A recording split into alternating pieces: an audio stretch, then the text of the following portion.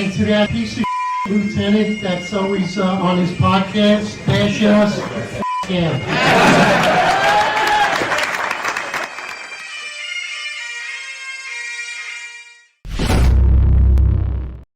All right, we're live. Live. Listen, John, how you feeling, brother? It's 12:05 in the afternoon Eastern time, 9:05 for us on the West Coast Pacific time. John, I hope you feel better. You look like crap, brother. You need some rest. I feel like shit. So if I look like shit, sweating my ass off right now as we speak. I feel like shit.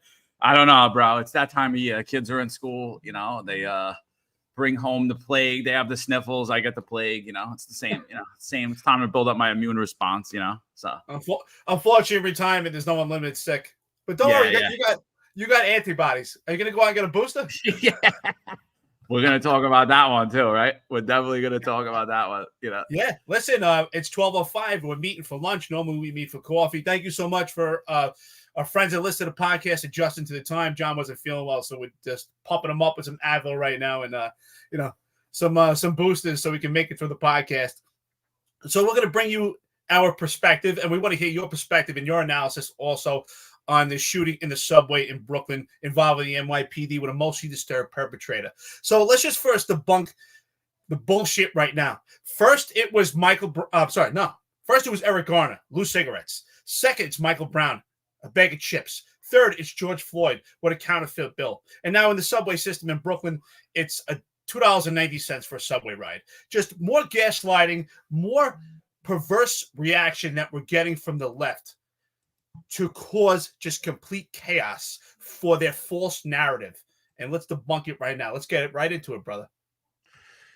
Yeah, so I mean, the narrative is the police department killed somebody over $2.90 fare, and everybody's saying it. Everybody's saying every lefty, every Democrat, forget even lefty, every Democrat. You got some moderate Democrats like Bob Holden that aren't saying it, but the majority of New York right now, state senate, everybody that's running for mayor, Jumaane Williams, New York City Council, everybody, that this guy who charged a police officer with a knife after they asked him to drop the knife 38 times, after they deployed the taser 2 times, that they killed him over $2.90 fare. I mean, that is the narrative. It's an inflammatory narrative.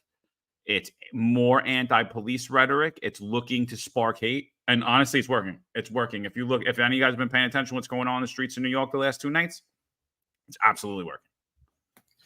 Well, I had made a joke just to bring some humor to this and bring some light to it, right? I said, John, that's about 37 more times that I would have asked someone to drop the knife.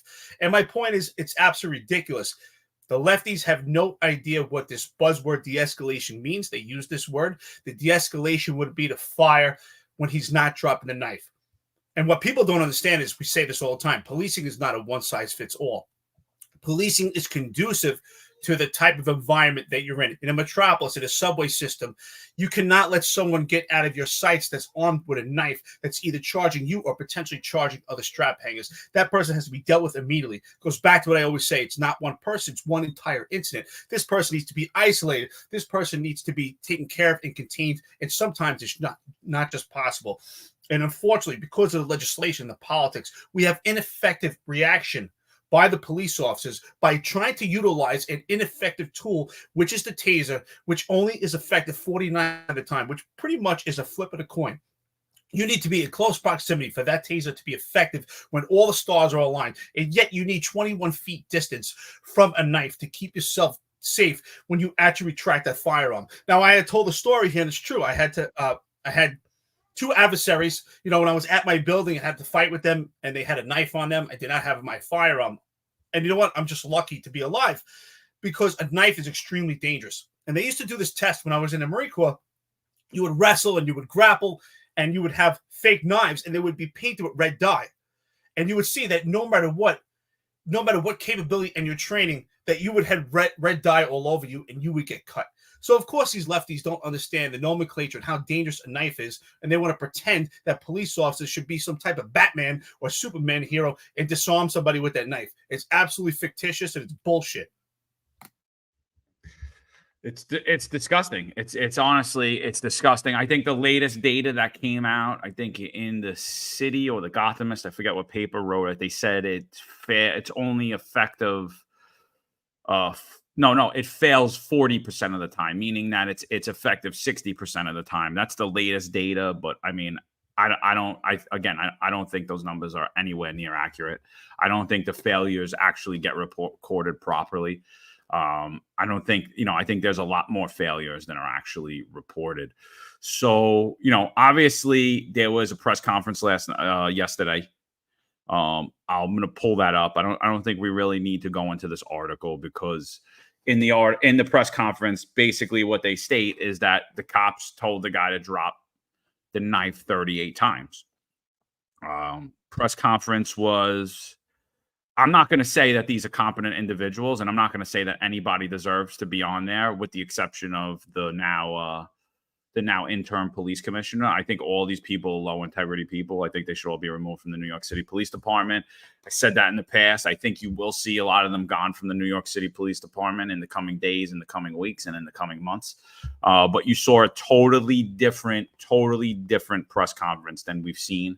It was definitely a much more professional. We didn't see the costumes, the embroidered costumes. We've seen now again today at a press conference. You see Kaz Daughtry in his pocket squares twice. Horrible pocket squares, by the way. He's not getting his dressing advice from Eric Adams.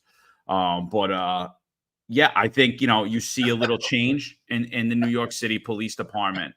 But the biggest thing, I think, Eric, and I think if you don't mind going into it, it's that John Shell says we're going to release the body camera. So what are we waiting for? This is the biggest obstacle, the biggest hurdle, and the biggest impediment for the police department along with the community. We talk about community engagement, transparency, accountability, reliability, responsibility. This is where the police department drops the ball time and time again. The body camera should be released immediately without provocation, should be released without being combed through by the police department, or it can be released simultaneously while they comb through. It should have been released immediately and put this thing to bed. But what does this do? The unknown creates more anxiety. It creates more chaos. It's almost like the police department themselves are fueling the fire. And I think not releasing the body camera is a huge mistake. I agree with John Shell. I can't believe I'm saying it. He's probably on here right now as Juju. I agree with John Shell. He supported the police department, so they did a good job in defending themselves. I can't believe we actually agree. But where I don't agree is the fact that they have not released a body camera. That's a huge failure. And again, it almost kind of mirrors what happened in Memphis, in Tennessee, where you and I both wrote articles about Tyree Nichols, about the political theater that surrounded it. They were releasing the body camera, on a Friday night for amping up what may happen on the weekend. And what do we see? I read it. I read in that article, the article that you just put up, that it's probably going to be released by the end of the week. Why do we create this drama, this political theater, these theatrics, these comic attractions? Just release it immediately and let's put this thing to bed. Is it tragic that innocent bystanders have gotten shot? Yes. Is it the responsibility of the police officers? No. Can we stop having perverse reactions and stop putting the blame on the police officers? And let's put the blame on the emotionally disturbed perpetrator and all the steps that were missed to help this emotionally disturbed perpetrator get mental health. It was a little late, $1 late and $1 short for the police officers to have a mental intervention at this time where we have an armed person with a knife. I hate when people tell me he's not armed. No, he's armed. He's armed with a knife. He's on a subway system. He's not in some parking lot in Iowa where he could just run into the woods and he's a danger to no one. He's on a subway car in New York City. Yeah, Chris Arnold says Kaz body cam magically appeared when it was suitable for the narrative. Yeah, but it was only like 10 seconds. That got leaked out to the news. Not even the news. It got leaked out to Bootlicker News, New York City, also known as Viral News, New York City, who is a Eric Adams, John Shell, Kaz Daughtry sycophant. We have to update our IAB case. You just reminded me. I think that's one of the things we have to point out in there is, well, how did Viral News get access to body camera? Absolutely. Totally forgot about that. I think I'm going to email IAB right after this because this is, how they feel about that. Bastards. So yeah. This is what the press conference is. I mean, my total analysis of the press conference. I said it. I gave it. I said that John Shell appears very angry. Michael Kemper appears very detached. The police commissioner appears to be sitting there watching all of them from a distance. Kaz Daughtry is trying to be on his best behavior. They all have the appearance of being absolutely terrified. Notably absent from this press conference and a few others are Jeff Madry and Tariq Shepard. And here we go. Let's get into it. We'll play the press conference and we'll stop it and we'll go on to stuff.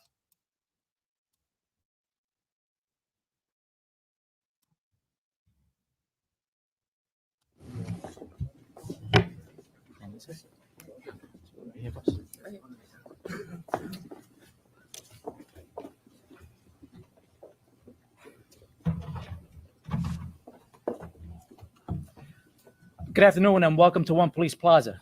Thank you for coming today. We called you here so we can update you on an officer-involved shooting that occurred this past Sunday. To open our briefing, the interim police commissioner of the city of New York, Thomas Donlan. Okay, thank you, Commissioner. Good evening, everyone. I'm joined here today by some of our executive staff and members of our Force Investigation Division. We want to provide the public an update on the Sunday officers who were involved in a shooting in the transit station in Brooklyn. We are in the early stages of our investigation, but we think it's important that we update all of you and want to provide you information that we know thus far. But let me first be clear. This is a tragedy for everyone involved. Everyone involved. And I want to extend my sincere sympathies to those who are injured. And this department understands how traumatic this situation is to all. We're concerned about all individuals involved in this situation. But we also know this incident happened. It happened because an individual decided to enter our subway system. He refused to drop that weapon after repeated orders by the officers. And then he advanced towards the officers while he was armed. As we always do, anytime there is a police officer discharge of a weapon, we conduct a full, impartial, and comprehensive investigation. For more details now, I'm turning it over to the Chief of Patrol, John Shell. Thank you, Commissioner. Good evening. Before we go on, what did you think about the intern PC? Look, I mean, clearly, I said you could just see that he's not emotionally invested into the police department yet. He's given out his brief, but again, he's not there for overall operations. He's there just to babysit, and he's there to clean house and get this police department. What did you think about the intern PC? Sorry. I'm sharing this out. Should I answer the question again or continue? But yeah, it's clear to me that again, he's still an outsider, which I think at this point is completely necessary. We can see the demeanor of this dais is completely different. Their dress, their stance, their positioning, their posture. And John Shell's face, unfortunately, he doesn't have a poker face, says it all. Again, listen, I think it's fine. I have no issues with it. He put out the information. Does he have to show complete show that he's emotionally invested and show passion into it? Not at this point. He's the interim police commissioner. He's not there for overall operations. He's to get this police department back to not the image of Mayor Eric Adams, but back to a professional image. But I think what's important to note is watching John Shell is interesting. I see a complete different John Shell than we saw before. And again, he has no poker face. He looks so angry. He looks distraught. But at least he's standing much more professional than before. But then again, I want to thank them for all this content, because if they were acting completely professional, we would have missed a lot of great episodes. Yeah, little rumor going around that the new interim PC is pretty close with John Miller, and some of John Miller's guys are advising him on what to do. And John Miller's kind of like moving the pieces in the background. You know, I don't know that that's true or not true, but like seeing how this press conference went and the fact they even had this press conference and they're not sitting at a table and they don't have their costumes on. And I'm pretty sure Kinsella doesn't have a run sneakers on. You know, seeing all that stuff, I'm going to say that definitely has legs. I see a lot of you guys in the chat going back and forth. So just a brief analysis before we go further. yes, officers did deploy their firearm. Both officers deployed their firearm. Fortunately, 2 bystanders were struck. One of the bystanders is fighting for their life right now. An officer was struck also, as well as the individual that charged them with a knife was struck, and he was killed. The officer who was struck did try to deploy medical assistance to him, but once he started, the officer started going on the picture because he was shot under the arm in the armpit. He actually had to stop providing assistance to the man who was shot. They didn't realize that 2 innocent bystanders were struck. Obviously, it was a dynamic situation. I said it last time we talked about this when it initially came out that I think what happened is they lost a lot of time deploying the taser. And Eric and I said it before, you don't bring a taser to a knife fight. You bring a gun to a knife fight. And that's the problem. They tried to deploy the taser 2 times. It failed.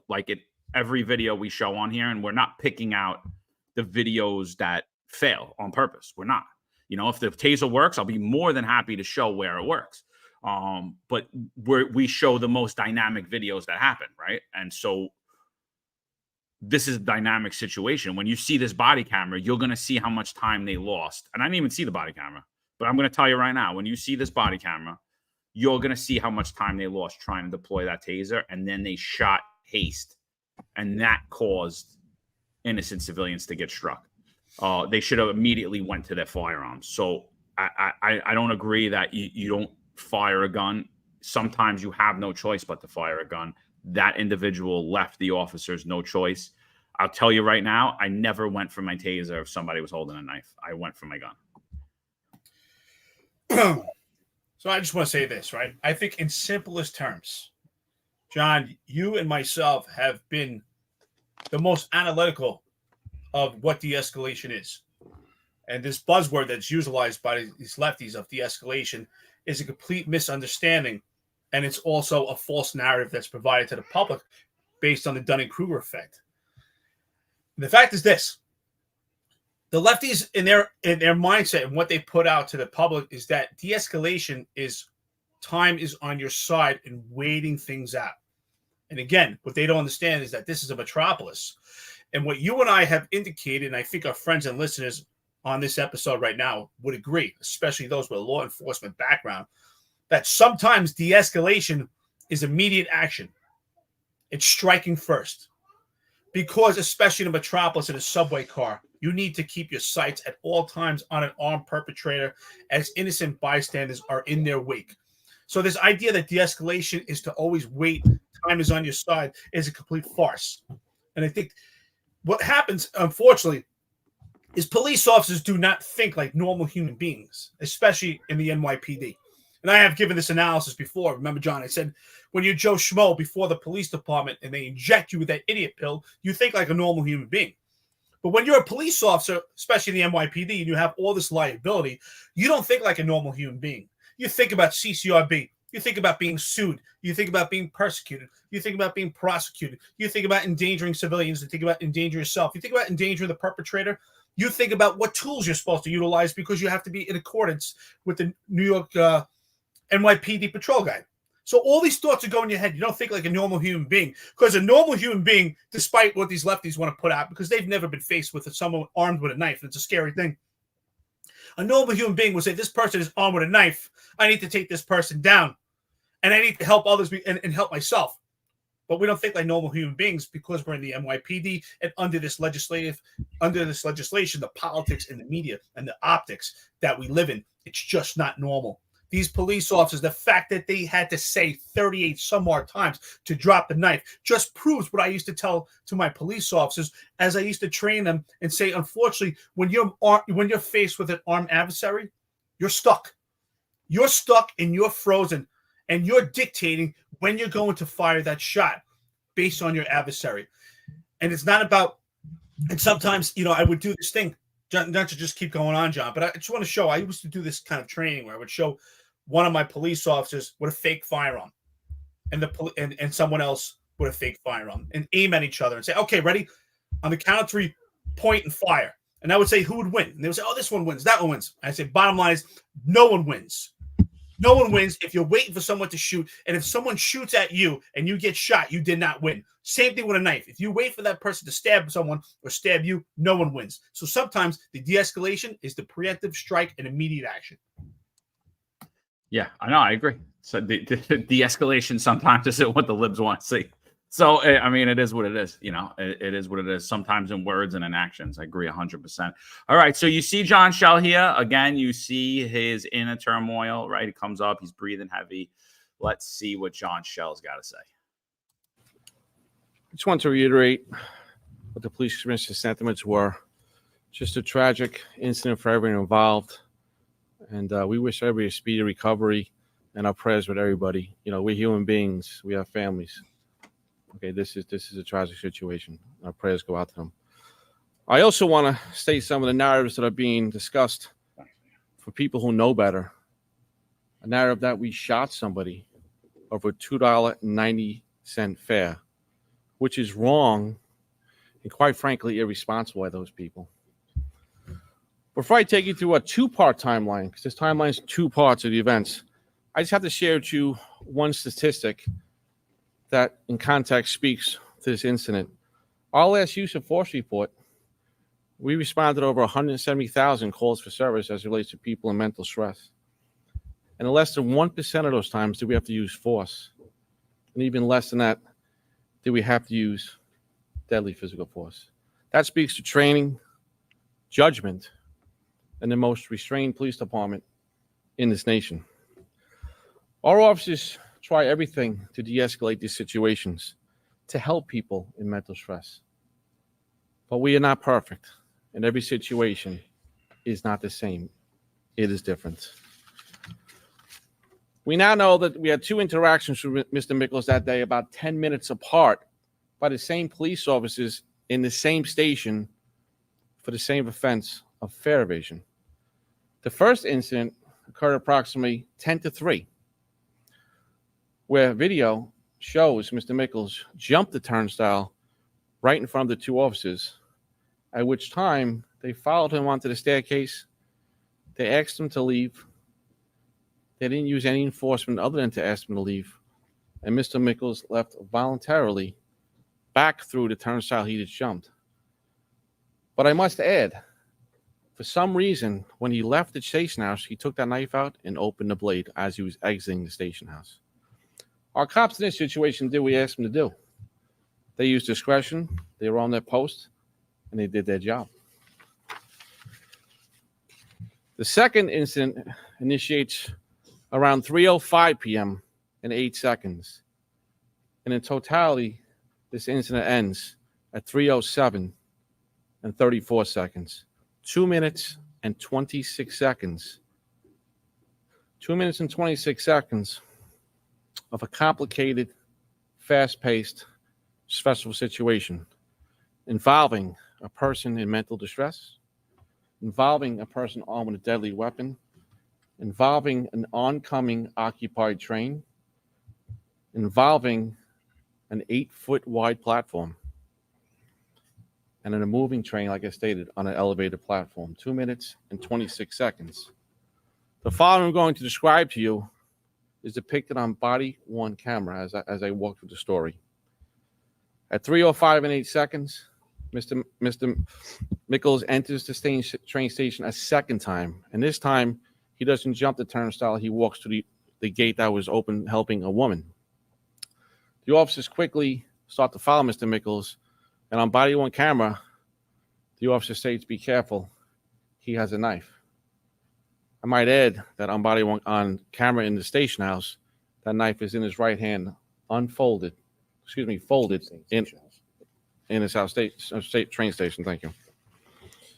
The officers follow up to the platform where they give numerous verbal commands to see his hands and drop the knife. These commands were issued over 30 times. At this point, besides the verbal commands, they realized the train was entering the station house and did not want to take any further action because of the platform and the train entering. The train arrives and the doors open as they're giving commands, and they now enter the train. Both officers enter from different doors. As to triangulate or apex the gentleman with the knife, still giving repeated commands. He refuses to drop the knife, and at this point, both officers discharged their tasers. The tasers did not immobilize Mr. Mickles. From this point, they exit the train onto the platform, and at this point, the knife now is open. The blade is exposed. This is an 8-inch knife. As depicted on body-worn camera, Mr. Mickles charged one of the officers and then turned around, and the other officer was standing there within approximately 5 feet. Because at this time, they both discharged their weapons. All right, before we go further, I mean, I just want to say two things. This is the first time I'm seeing John Shell in full dress uniform in a very long time. The other thing, he's speaking very well here, but none of this should even be spoken. Release the fucking body camera. Release the body camera and then give us a play-by-play after. Right? That this is nothing. This is falling on deaf ears. This is falling on, you guys killed someone over $2.90. Release the body camera. Well, this is the problem with the New York City Police Department. They have a terrible PR campaign. Someone had made a comment here. I want to thank all the friends and listeners right now. I see conversations. Loud Labs, New York City, that's on right now. It's some great insight. Obviously, he's got some great understanding of police work, being an independent journalist, getting out this video. I see a lot of information here about ESU. There's a lot of different ideas here.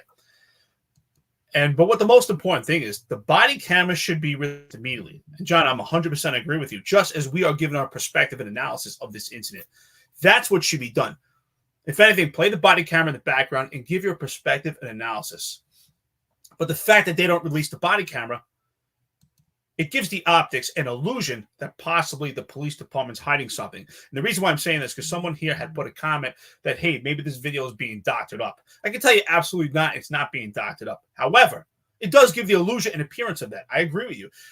This body camera should be released immediately. We talk about transparency and accountability. And I'm shocked by this. I'm shocked by this press conference also. This is the most professional appearance we've seen from the police department in a long time. It's a breath of fresh air to see John in uniform. His posture, his demeanor is completely different. He doesn't have that bullying tactics. He's speaking professionally. He's not speaking from John Shell. He's speaking as the chief of patrol for the New York City Police Department, something we haven't heard from a long time.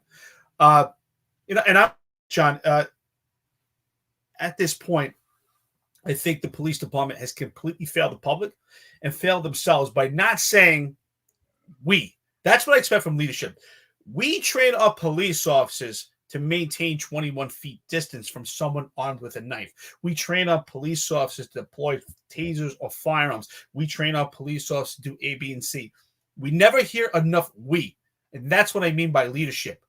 Taking accountability at their level. We just hear about what the cops did. That's what I would like to hear. What did we do based on leadership and how it breaks down to the cops?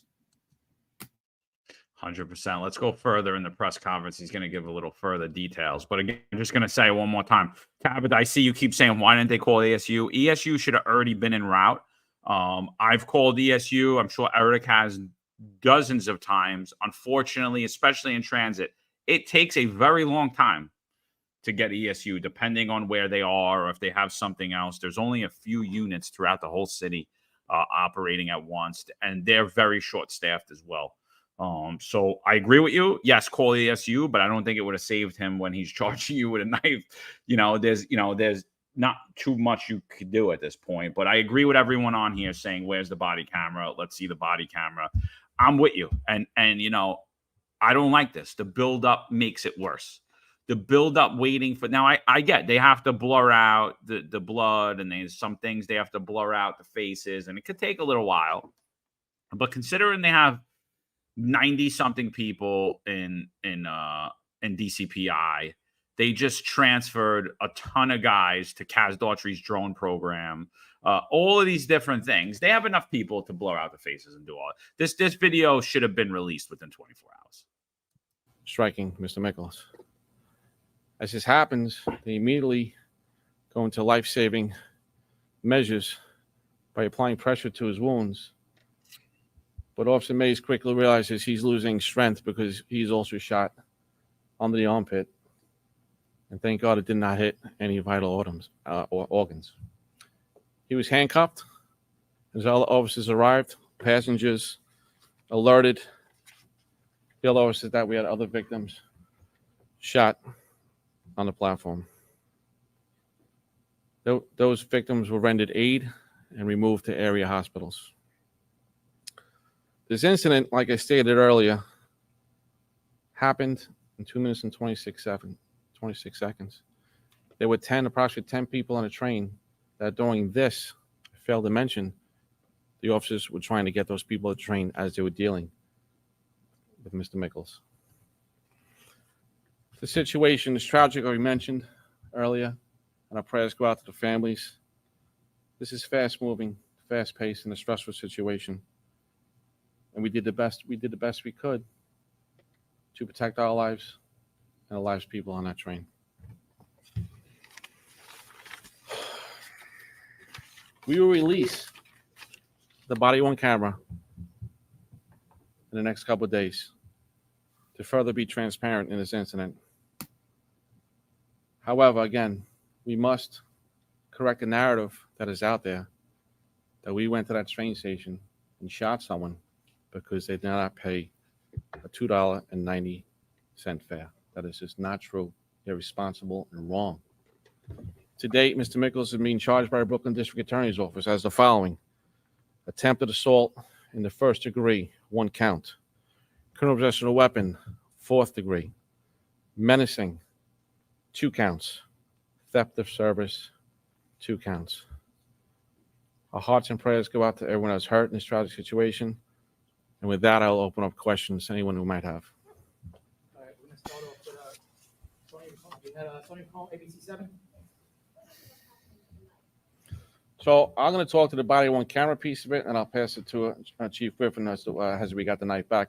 On the body-worn camera, you'll clearly see Mr. Mickles with the knife extended, chasing the officer. You'll see it inside the train station exposed. And when he gets shot and goes down, an officer kicks the knife across the train. And when they were rendering aid, someone picked up that knife and walked off the platform. I'll give it to Chief Griffin and tell you how we recovered that knife. Good evening. So speaking to the investigation, I'm Chief Rohan Griffith, Commanding Officer of the Force Investigation Division.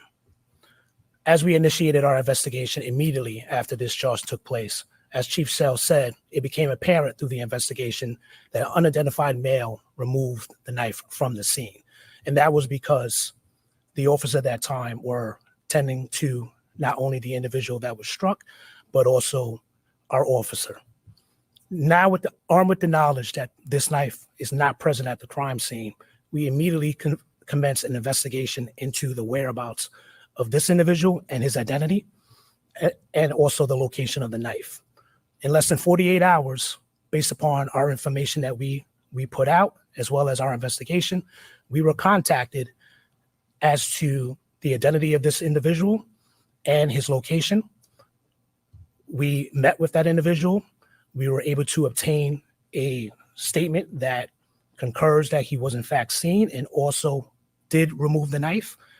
And we were able to recover the knife as a result of that. That knife is being processed by our crime scene unit and our police laboratory. Dean Moses, New York.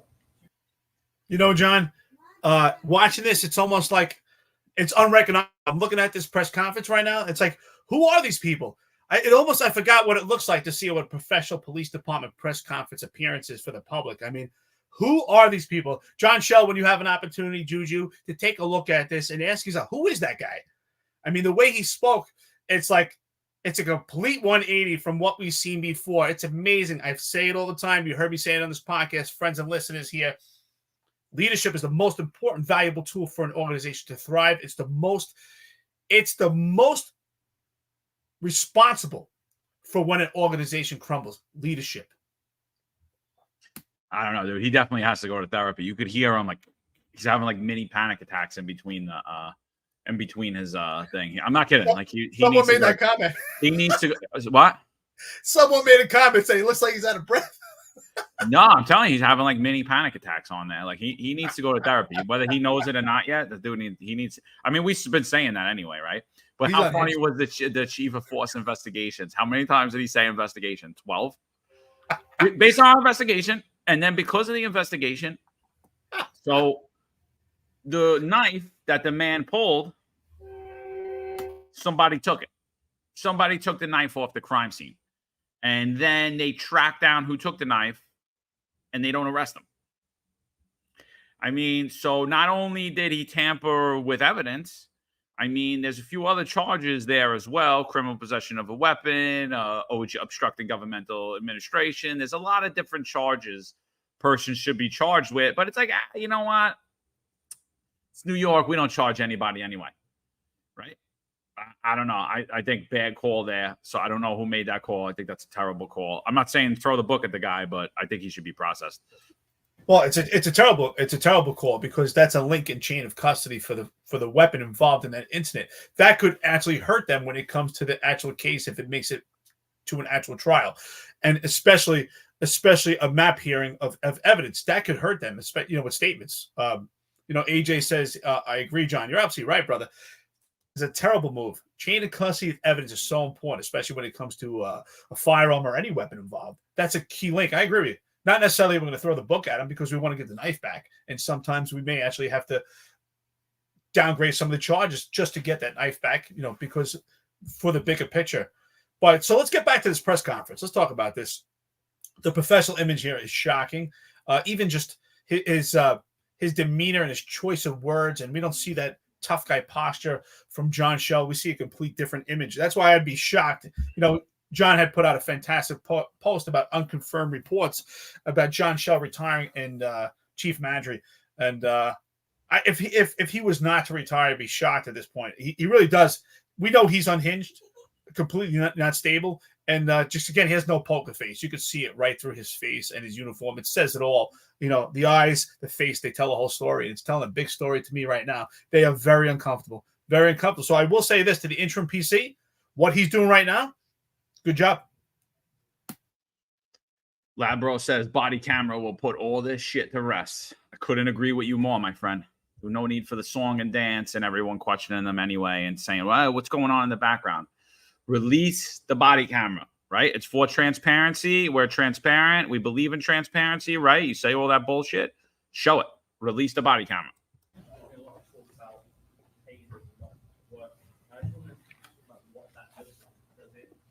Here he comes, the star.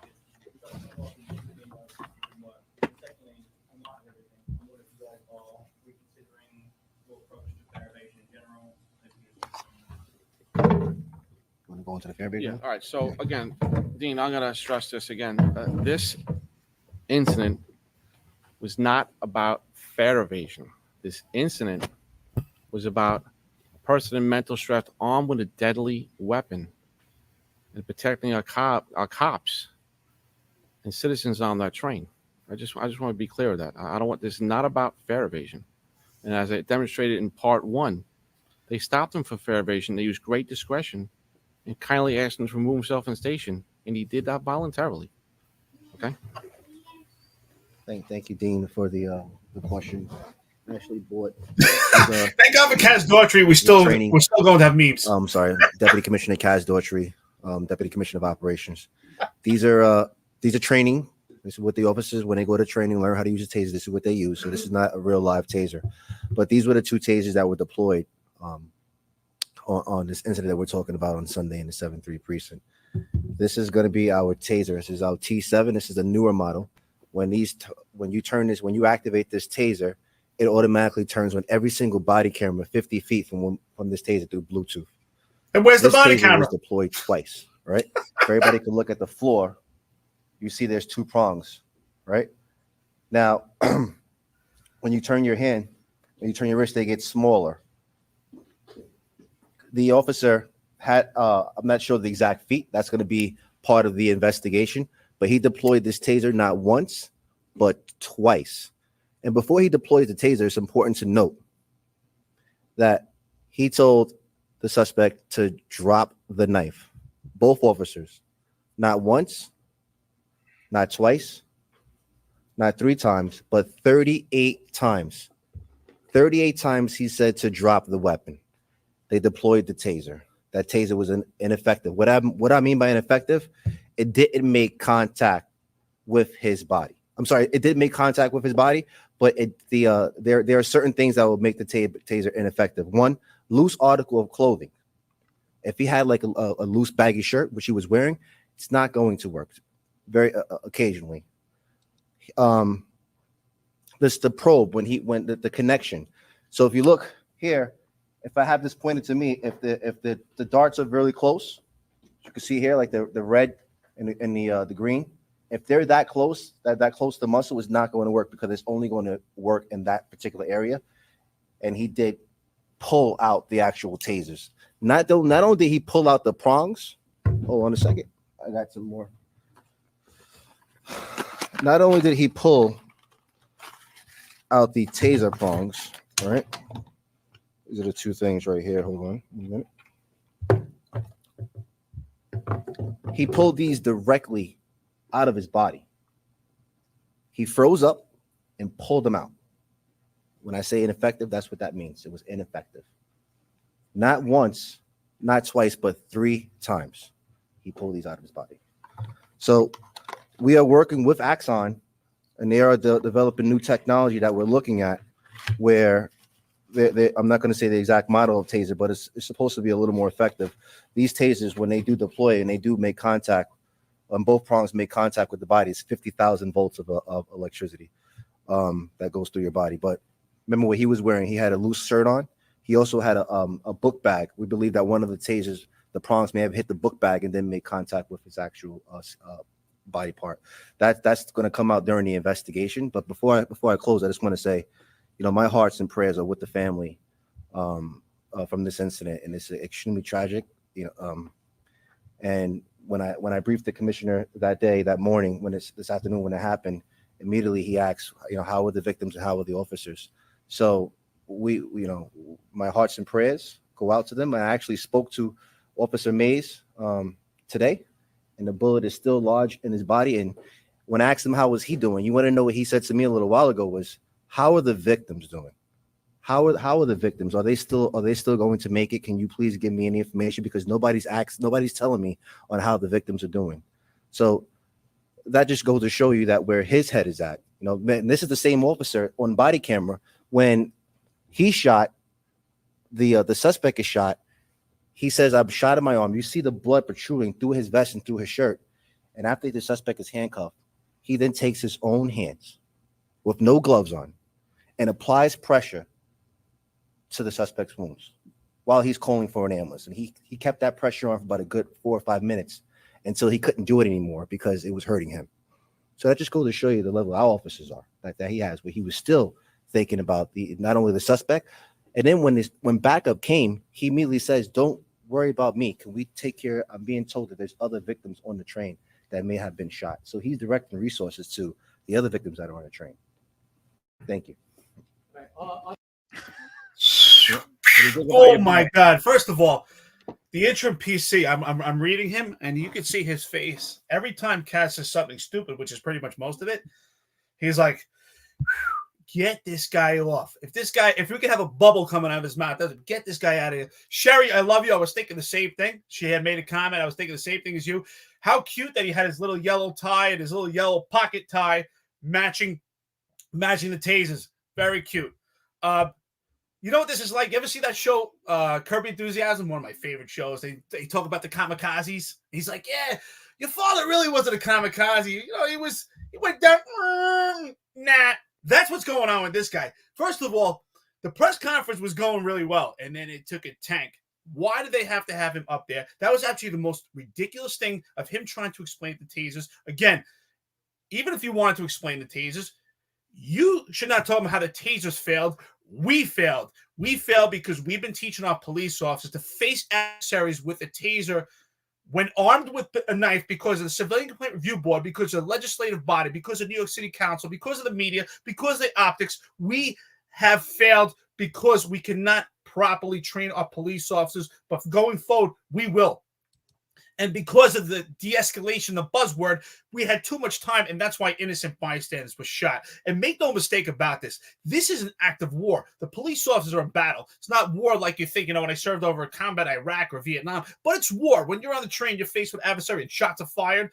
And friendly fire, unfortunately, it's not friendly, but it is a byproduct, and it's the reality. These things do happen. It's scary. But let's not put the blame on the police officers. Let's put the blame on the emotionally disturbed perpetrator. As far as I'm concerned, he shot those victims because his actions caused consequences. Let's stop holding the police officers for their actions. Let's hold the emotionally disturbed perpetrator responsible for the consequences.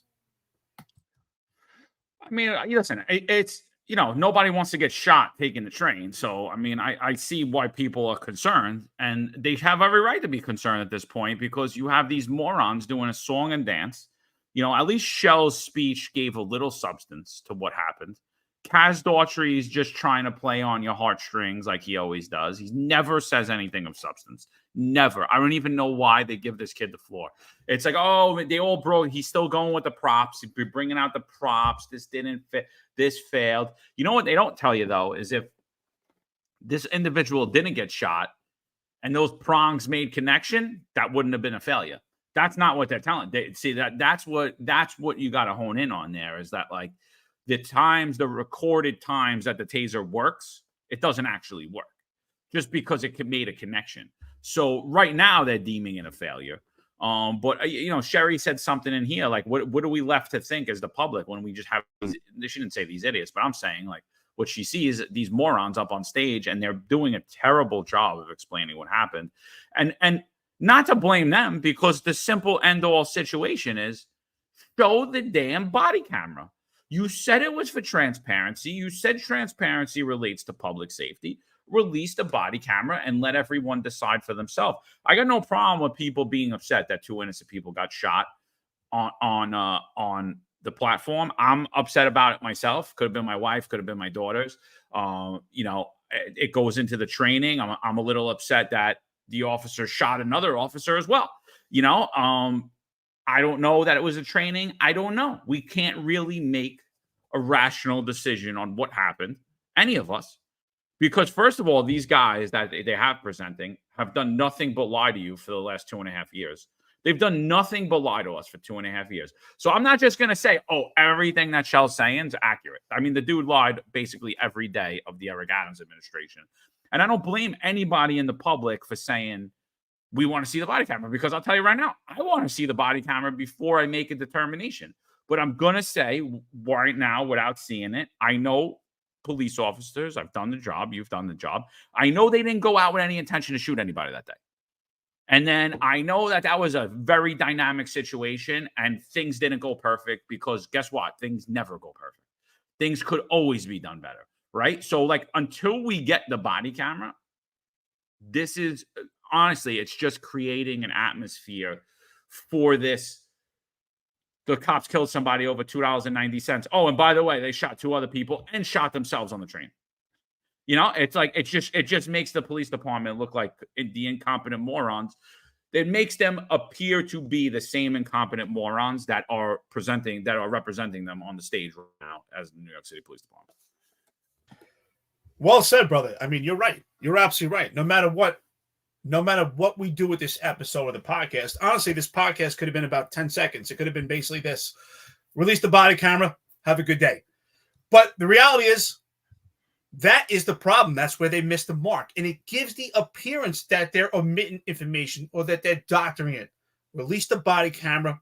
Like you said, it may take a day or two just to comb through it, redact some faces, redact some stuff that, that may be too much for people to see. But the majority of it should be released to the public so they can make an assessment. You're absolutely right. That's what this comes back to. Every conversation here, every statement comes back to, well, then release the body camera. It's very simple. It's very simple. Again, we're basing our analysis and perspective without context. So I'm going based on my assumption and my anecdotal experience, what I've seen before. And I can tell you this, I've never worked with a police officer that wanted to take their firearm out and shoot someone. So we know it meant haywire. For them to actually take the firearms and shoot, and it's terrible. And I say it's a byproduct. It's a byproduct of bad training. It's a byproduct of everything that's going on with the oversight, with the optics, with the police department, the amount of adversarial oversight that they have to face from the Civilian Complaint Review Board, the New York City Council, the media, the optics, and also inept mayor and inept leadership, that the police officers did not pull the trigger sooner. The fact that they pulled the trigger in a position where there were innocent bystanders in their ways is a huge problem. Again, because there's this ideology that's pumped in their heads about de-escalation, and people really don't understand what de-escalation means. De-escalation is sometimes time is on your side, but sometimes de-escalation is immediate action so that no one else gets hurt. And I hope, based on our assumptions, that that's pretty much what happened. They utilized the tasers, which they shouldn't. Not their fault, but that's the way they're trained. Ineffective. And they were put in a position that they had to use their firearms and innocent people around. I agree with you, John. I don't want my wife, I don't want my daughters getting shot. No one should get shot, innocent bystanders. That's why I'm tired of hearing this is what the police officers did. This is what they did good. This is what they did bad. I want from the leadership to say, we train our police officers to do this. We have failed you. We have failed these victims because we've allowed the legislation, the political body, to infect the police department. We no longer operate apolitical and operate from an operational system that's best for the public. We operate on politics. No one is saying that. No one's taking accountability and responsibility, and they never will. It comes down to one simple thing. And all these comments here, this conversation that we see with our friends and listeners, and some people that have opposition meets opportunity, they're 100% right. Release the body camera and put this thing to bed. Yeah, or present the issues that happened, right? Release the body camera, and if there's issue with the body camera, we'll deal with it at that point. But doing this whole song and dance, and then now that having this press conference separate from releasing the body camera is going to raise a lot more issues, and it's going to raise a lot more questions about their integrity. Because again, when the body camera comes out, the same people that are chirping, saying, "Oh, you guys killed somebody over $2.90, and you shot 2 innocent people, and shot one of your own over $2.90," they're going to pick apart this press conference, what was said here, and then they're going to look at the body camera and see the difference, and they're going to say, "Oh, look, John Shell said this. Kaz Daughtry said this, but look what it shows on the body camera." And you could just alleviate all of that by just doing it in conjunction. Play the body camera, break down the body camera ahead of time, have the press conference being the breakdown of the body camera. Again, they're parroting stuff that me and you said on this podcast 2 days ago, right? When we said nobody's getting killed over $2.90. That's got to stop. That's ridiculous.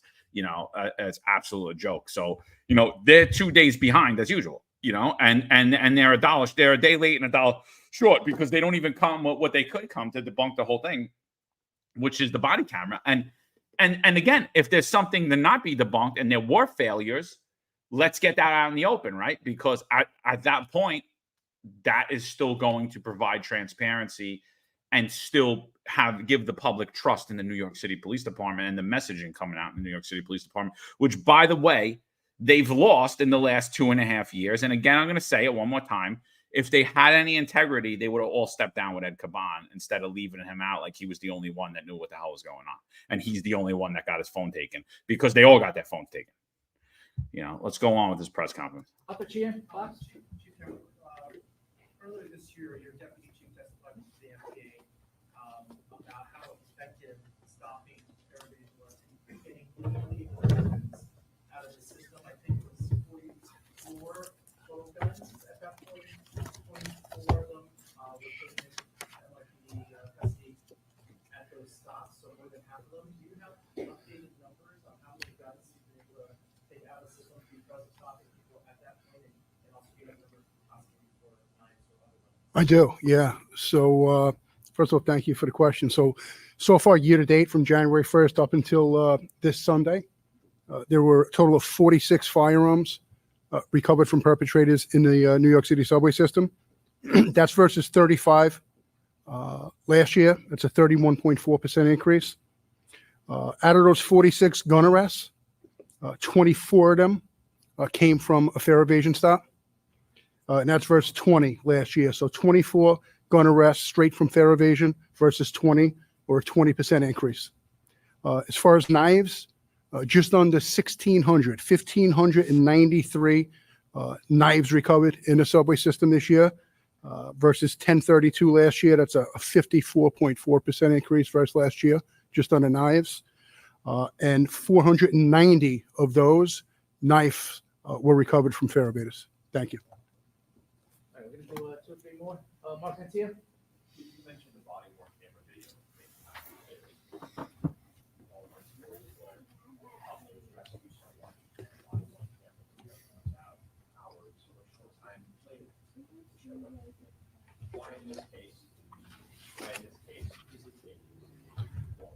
Yeah, so I'm Michael Gerber, Deputy Commissioner of Legal Matters. So we're working to get the video out very, very quickly. This matter is with the Brooklyn DA's office. We need to coordinate with them. We are doing that, and we will have it out within a matter of days. Would you think John, about Kemper? That's what I was going to tell you. So first of all, Kemper just proved that everything that comes out of his mouth is a complete lie.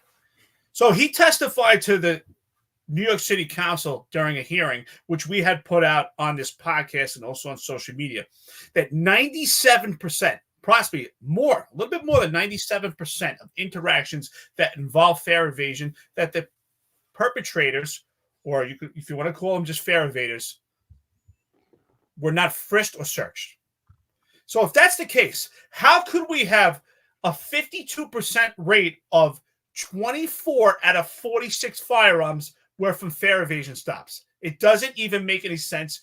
His math is completely off. It just shows that they lie to the public and gaslight the public. Why not just tell the truth that we're doing intrusive police work, and intrusive police work leads to firearms, especially in transit. Transit is a great mode of transportation for perpetrators to move around the city undetected, even despite this whole gun safety detection scanners, which completely is another joke.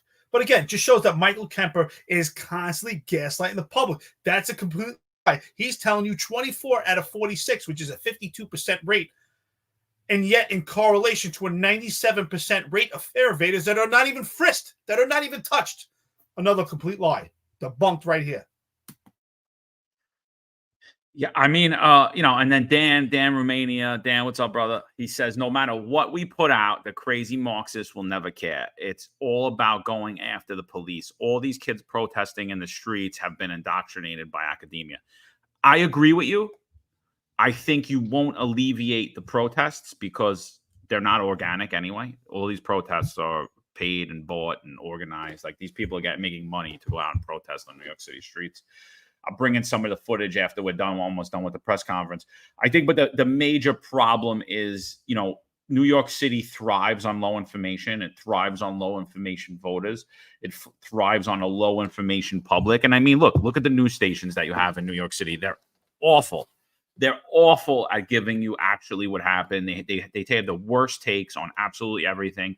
And anything that should really be news, like what Steven Crowder just dropped, that the head of New York City Health, who basically implemented the mandates, was having drug-fueled sex parties or freakouts, as Diddy called them, while he was instituting COVID mandates, and basically said that the COVID shot was just as effective as having been infected prior. And I have that video, and I'll play that as well. But you don't get that on New York City news. So the problem is, when they're not putting out the body camera to coincide with what they're saying, you're grabbing the public, the uninformed, ill-informed public, who's now also festering and saying, wait, the police shot 2 people and then they shot each other? What the hell's going on? Over $2.90? And you could at least alleviate that portion. You could at least alleviate the people who aren't being paid to go out and protest. The people, you could at least get the public on your side. You could at least have a well-informed public. And, this is, it's not what New York City wants, but this is what needs to happen. Like, we need the people of New York to understand what happened. And like I said, if when that body camera comes out and they're all failures, we need to take responsibility of it and fix it, right? We can't fix something that we won't acknowledge, right? And so the same thing goes for crime. When we tell you crime's down, and actually it's up over 30% since Eric Adams took office, how are we going to fix it when we're patting ourselves on the back saying we're doing a great job? So it's the same thing. It's the same thing. And I'm shocked that Kemper was there. I also don't know why John Schell gave that opening statement because it did occur in transit. So I think Mike Kemper is completely detached at this point. He doesn't want to be there because it should have been his press conference. He should have been the one detailing what happened in transit, not the chief of patrol, John Shell.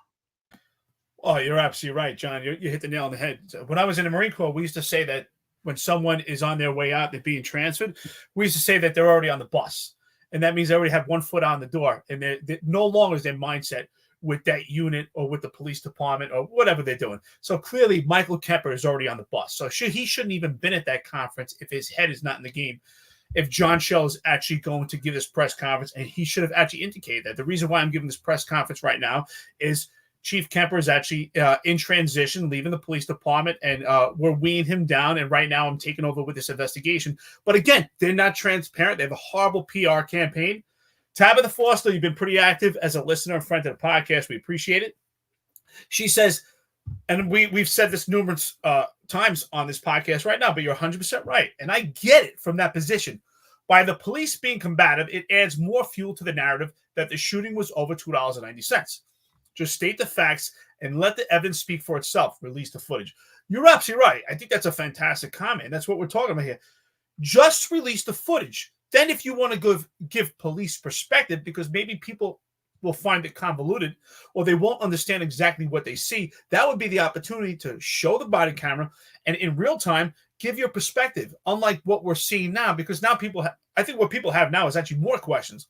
Well, if you're saying all this happened and you're not releasing the body camera, maybe it was over 290. Maybe the cops did make a mistake. Maybe they shot these people completely by accident. Maybe they didn't de-escalate. Maybe there was time to isolate the incident. That's why we're getting these questions. Where is ESU? ESU is en route, and it's, and sometimes ESU can be effective, and we can isolate an incident, and ESU brings someone into handcuffs without deploying firearms, but just that sometimes that's not the reality. But that's why we have all these questions.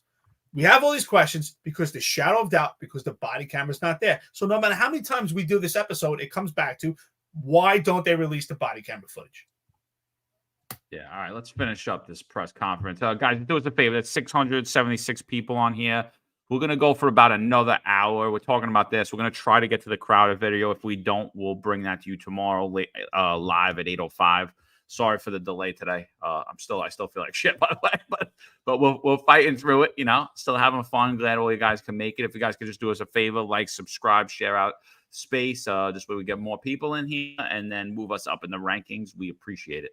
And John, I'll tell you what, John, I'll just tell you this, with fever and you sweating your ass off, you look better than John Shell does. Well, I could definitely take him in any athletic event too. So, all right, we got about 4 minutes. Let's get through this press conference and move on. Okay, Mac Rosenberg, 10 wins. I guess for you, Chief, I mean, putting aside the narrative that this was about interrogation, what do you say to people who think that this was unnecessarily escalated, that the officers maybe didn't need to take out their gun? Well, this was necessary to help someone in mental stress who was armed with a deadly weapon. And they did everything they could between verbal instructions. They did everything they could with the tasers to de-escalate that. But when it comes to deadly physical force that can hurt us or kill us and civilians, we have to sometimes use deadly physical force. Rocco? At the moment when the shots are flying at the suspect, is he still moving toward the officers? After he ran towards one of the officers with the knife out and stopped, when he immediately turned around, the other officer was standing right there, approximately 5 feet away, and that's why they discharged their firearms. What's your assessment preliminarily that's within guidelines? Absolutely, they did the best they could under the circumstance, and let me reiterate, the platform was 8 feet wide. That's years ago. 8 feet wide, and now we're talking a distance of 5 feet between a person with a deadly knife that can kill you and one of our police officers. And it was the same officers who escorted them out earlier? Correct. Same officers, same train station, same fare evasion, approximately 10 minutes apart. Was there an attempt to try to get the knife from them then, or maybe quite see him. They did not, to our best of our knowledge, they did not see the knife, nor did they know he had a knife. And I would say the interaction, from what I'm told, was simply, you have to leave the station. He left voluntarily, and he actually left on his own. We're not following him out. But what we can't explain is why, when he was leaving, going through the same turnstile he jumped, for some reason he unfolded that knife. We don't have an explanation for that. Correct. All right, we're gonna move on. Jake, final question? Okay, John Doyle? We're gonna put John Doyle? No, not the appropriate time for that kind of question. We're here sympathizing. It's not fun. It's really not funny. We're here in a tragic You're welcome, John. situation, sympathizing when people got hurt, and probably not the proper venue for Dream that team. question. John Doyle, final question? Just regarding the man who took the knife. The man who took the knife, who put on video, who you were looking for, who took the knife. Was he arrested? And can you give an explanation why he took the knife from the crime scene?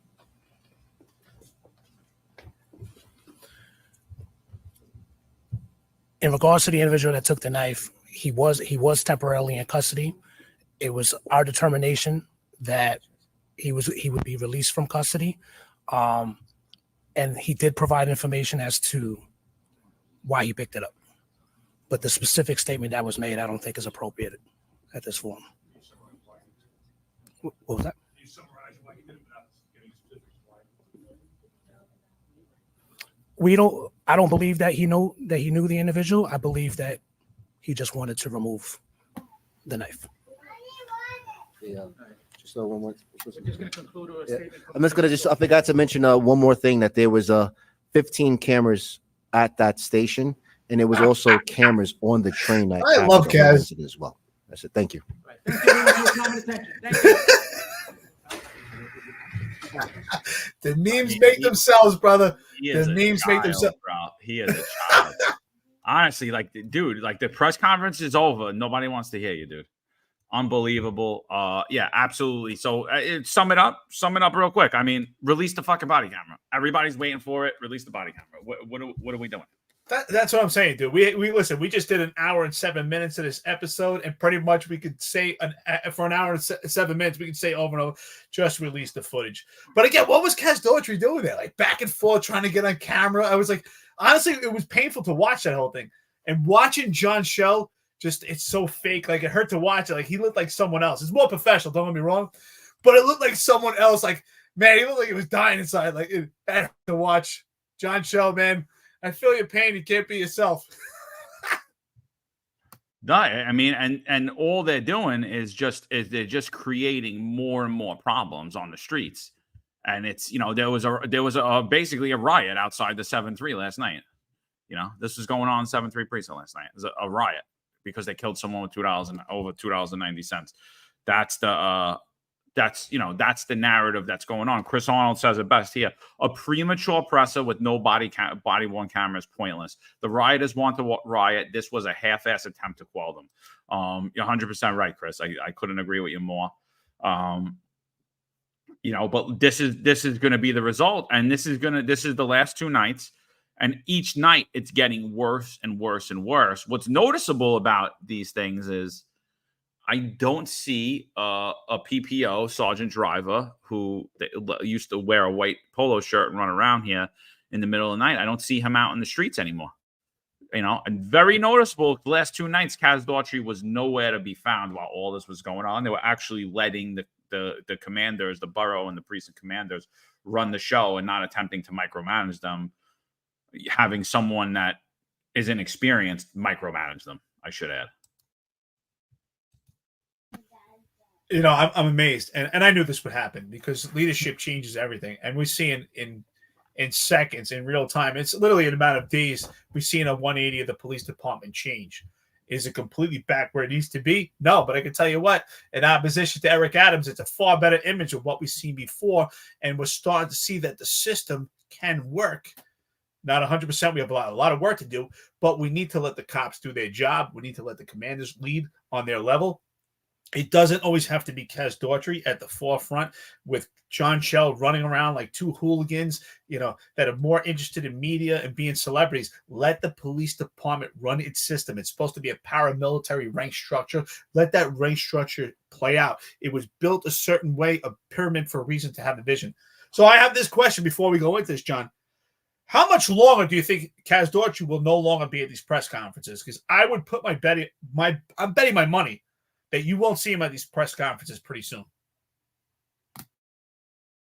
I don't know, man. I don't know. Like, I heard a lot of stuff about Shell. I heard a lot of stuff about Madry. I haven't heard a peep about him. I mean, he should have been removed, after his first press conference. Then the press conference, he pushed Kempa to the side. And then even here again, the press conference is over. Everybody's looking to get off that stage, and he's got to keep going, He just wants to inject himself. The bottom line is, I've said this numerous times throughout my career. Sometimes the ability of being in a leadership position, especially at a press conference, is knowing what to say. And sometimes it's even more powerful of knowing what not to say. So sometimes silence is a virtue. Sometimes there's a time to speak. And clearly, he has not figured that out. Yeah, and then this is coming out tonight. Look, this is tonight, Thursday, September 19th, 5:30, steps of Bronxborough Hall on 161 in Grand Concourse. Killer cops off the subway. Public transit should be free. This is what's going on. And the upper echelon of this New York City Police Department, again, New York City's rudderless. Eric Adams, the entire Adams administration should be gone at this point. I think everyone knows it. It's coming to an end. 100% it's coming to an end. But they're allowing this to fester. The lack of leadership in New York City is allowing it. We have a new police commissioner. This is a new day. Let's get this body camera out there. This is 3 nights of nonsense. Let's get the body camera out there. This is what's going to happen. It's going to be night after night after night. I'll bring in a few more videos so you guys can see exactly what the hell's going on out there. But it's not good, dude.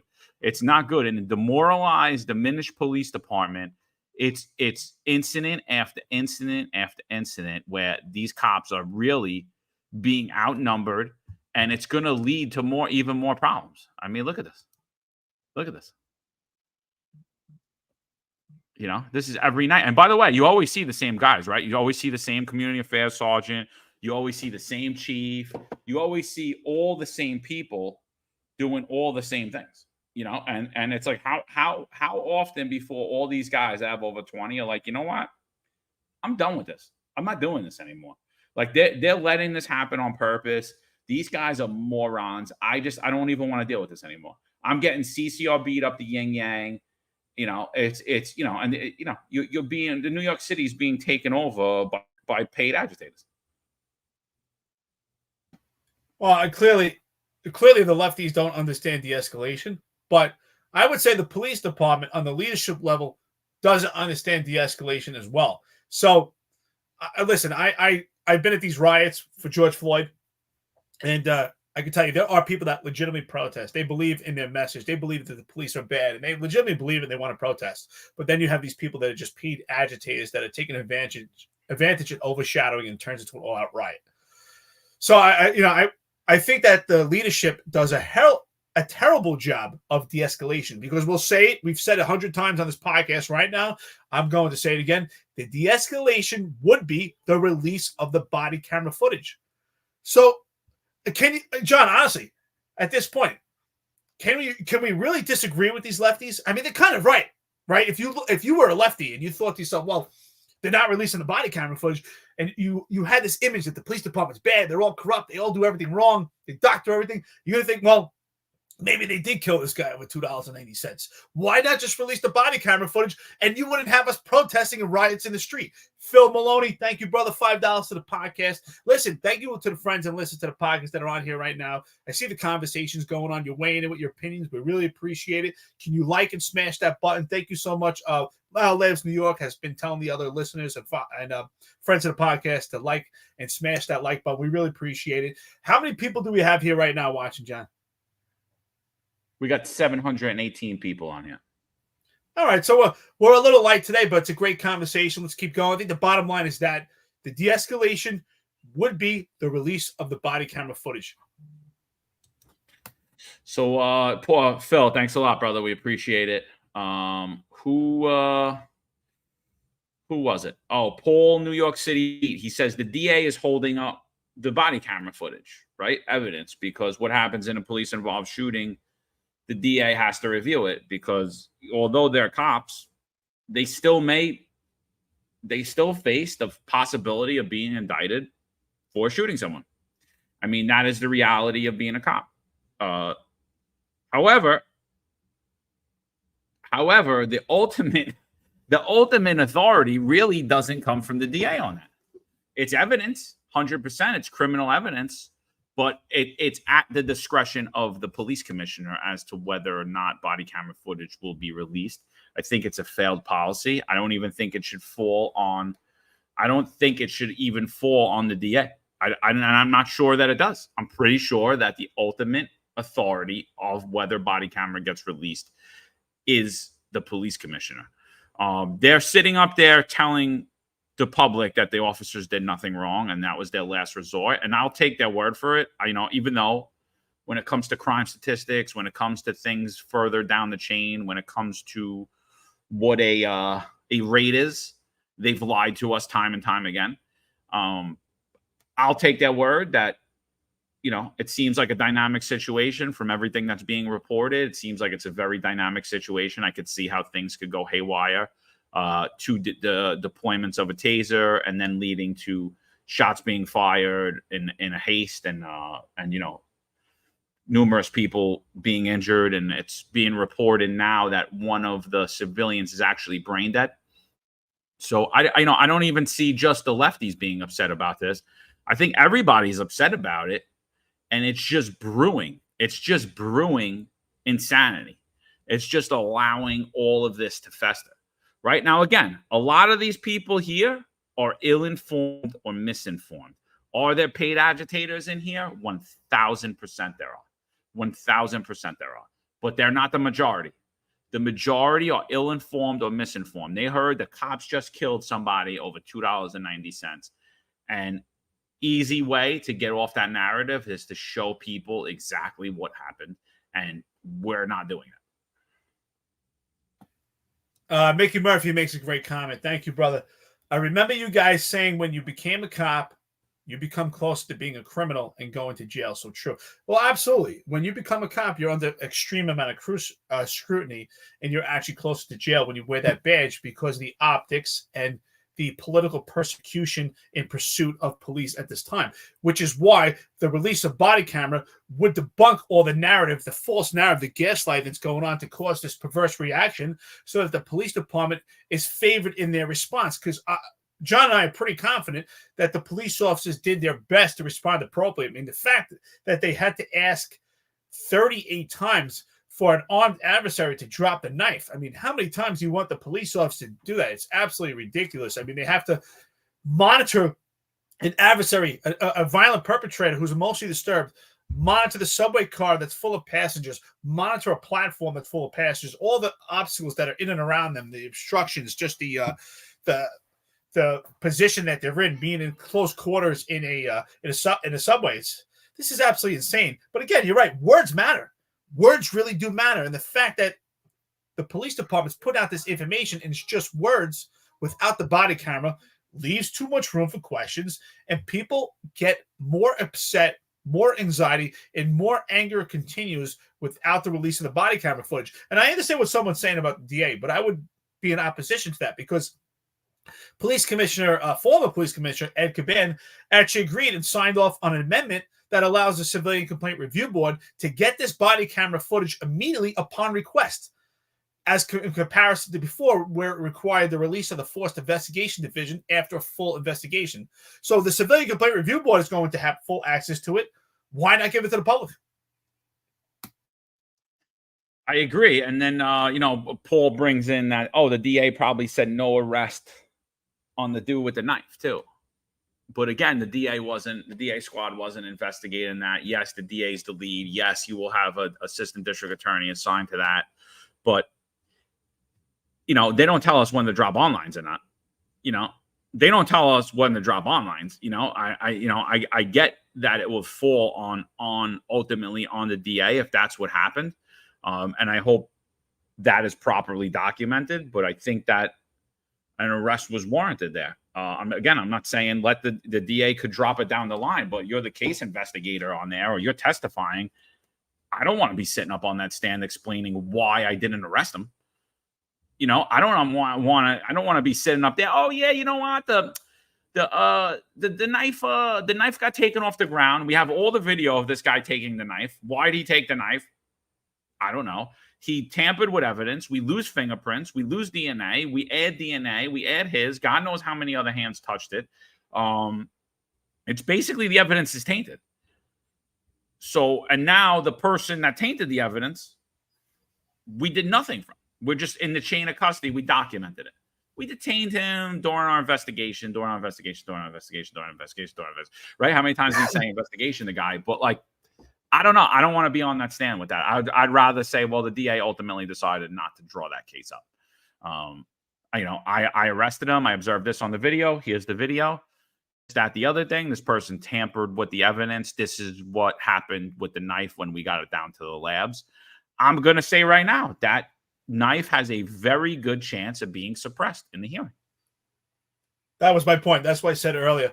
Absolutely. I think when they go down to a MAP hearing and a Wade hearing before trial, that knife could actually be suppressed because the chain of custody has been lost. We have the missing link. The last person that was in custody of that knife should be in possession of the police department.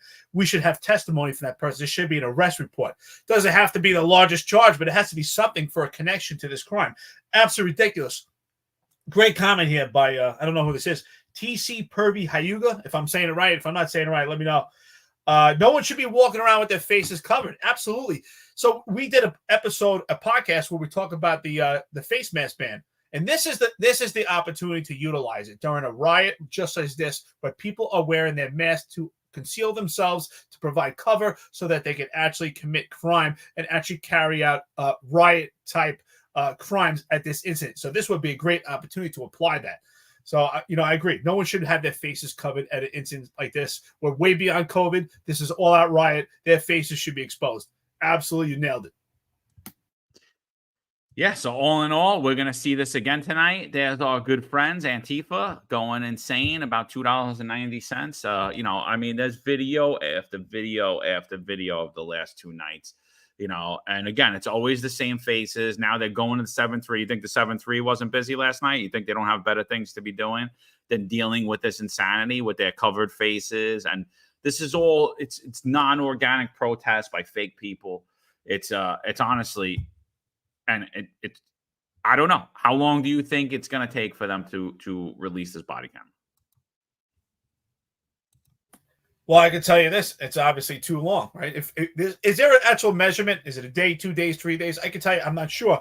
But the key to de-escalation is that you monitor what's going on with public safety. And if you're in a leadership position, John Schell or Kaz Daughtry, at this point, you have to say to yourself, well, things are heating up. We got violence in the street. We have riots. We need to get this body camera out stat. So the fact that it's not out right now is too late.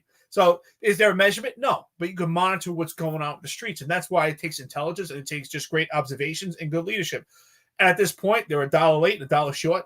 It should have been released already. It's creating more havoc. And now, because of all the hoopla, even if they release it today, there's still a shadow of doubt because we have people saying here on the comments, which they're right.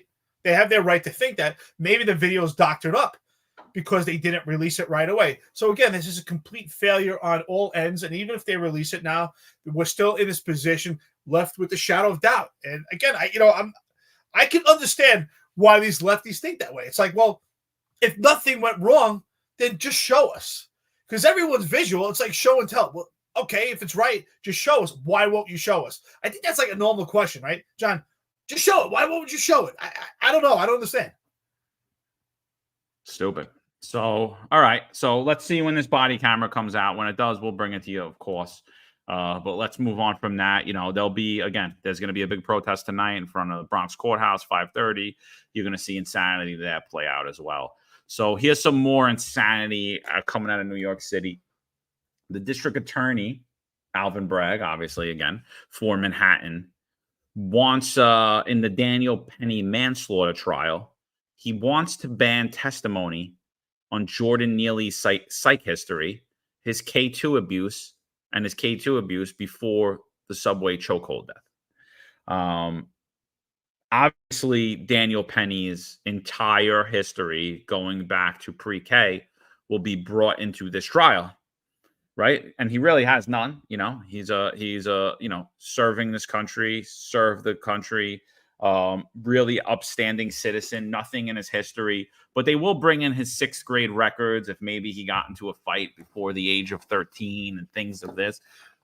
This is honestly scary time in New York because the truth no longer matters and you're not even allowed to testify on the truth.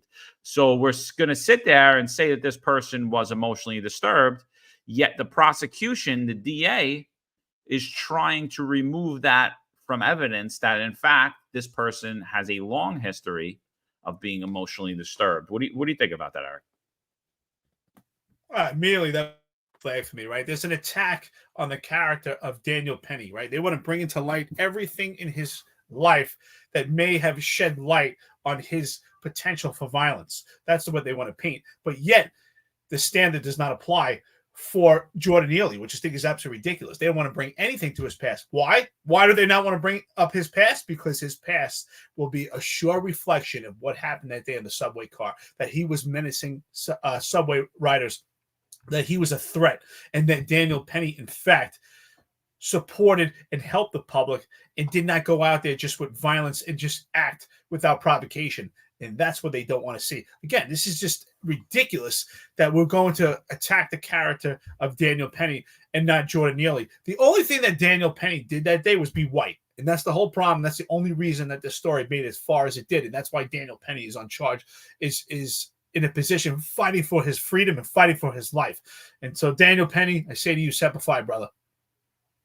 So prosecutors are trying to ban Daniel Penny's upcoming trial that would detail Jordan Neely's psychiatric history and chronic abuse of the drug K2. Something Penny's lawyer argued goes to the heart of any justification defense in the lightning rod subway chokehold case. Defense attorneys for the ex-Marine, whose manslaughter charges for allegedly choking Neely to death on a Manhattan train car in May of 23, want forensic psychiatrist Dr. Alexander Barty to testify about Neely's abuse of the synthetic cannabinoid at next month's trial. They also want to introduce Neely's voluminous psychiatric records, which include 6,000 pages worth of material that could detail the homeless family's history, surgeries, prior bad acts, and more, according to court documents. And again, we're charging Daniel Penny with manslaughter, but you see right here, there are 2 other men assisting him, acting in concert, and they were uncharged. Absolute insanity. Before we go on, I just want to give a big shout out. Jesse James donated $9.99 to the channel. We appreciate you, Jesse. Thanks a lot. We appreciate all the donations, self-funded podcast. Thank you guys very much. Yeah, absolutely. Jesse James is, consistent friend and listen to the podcast. Thank you so much. He put thank you, fellas, but reality, no, thank you. Thank you to our friends, listeners that are here with us doing these episodes. You really, honestly, it really does help us that you weigh in and give your opinions. It brings up different opinions and allows us to give different perspectives.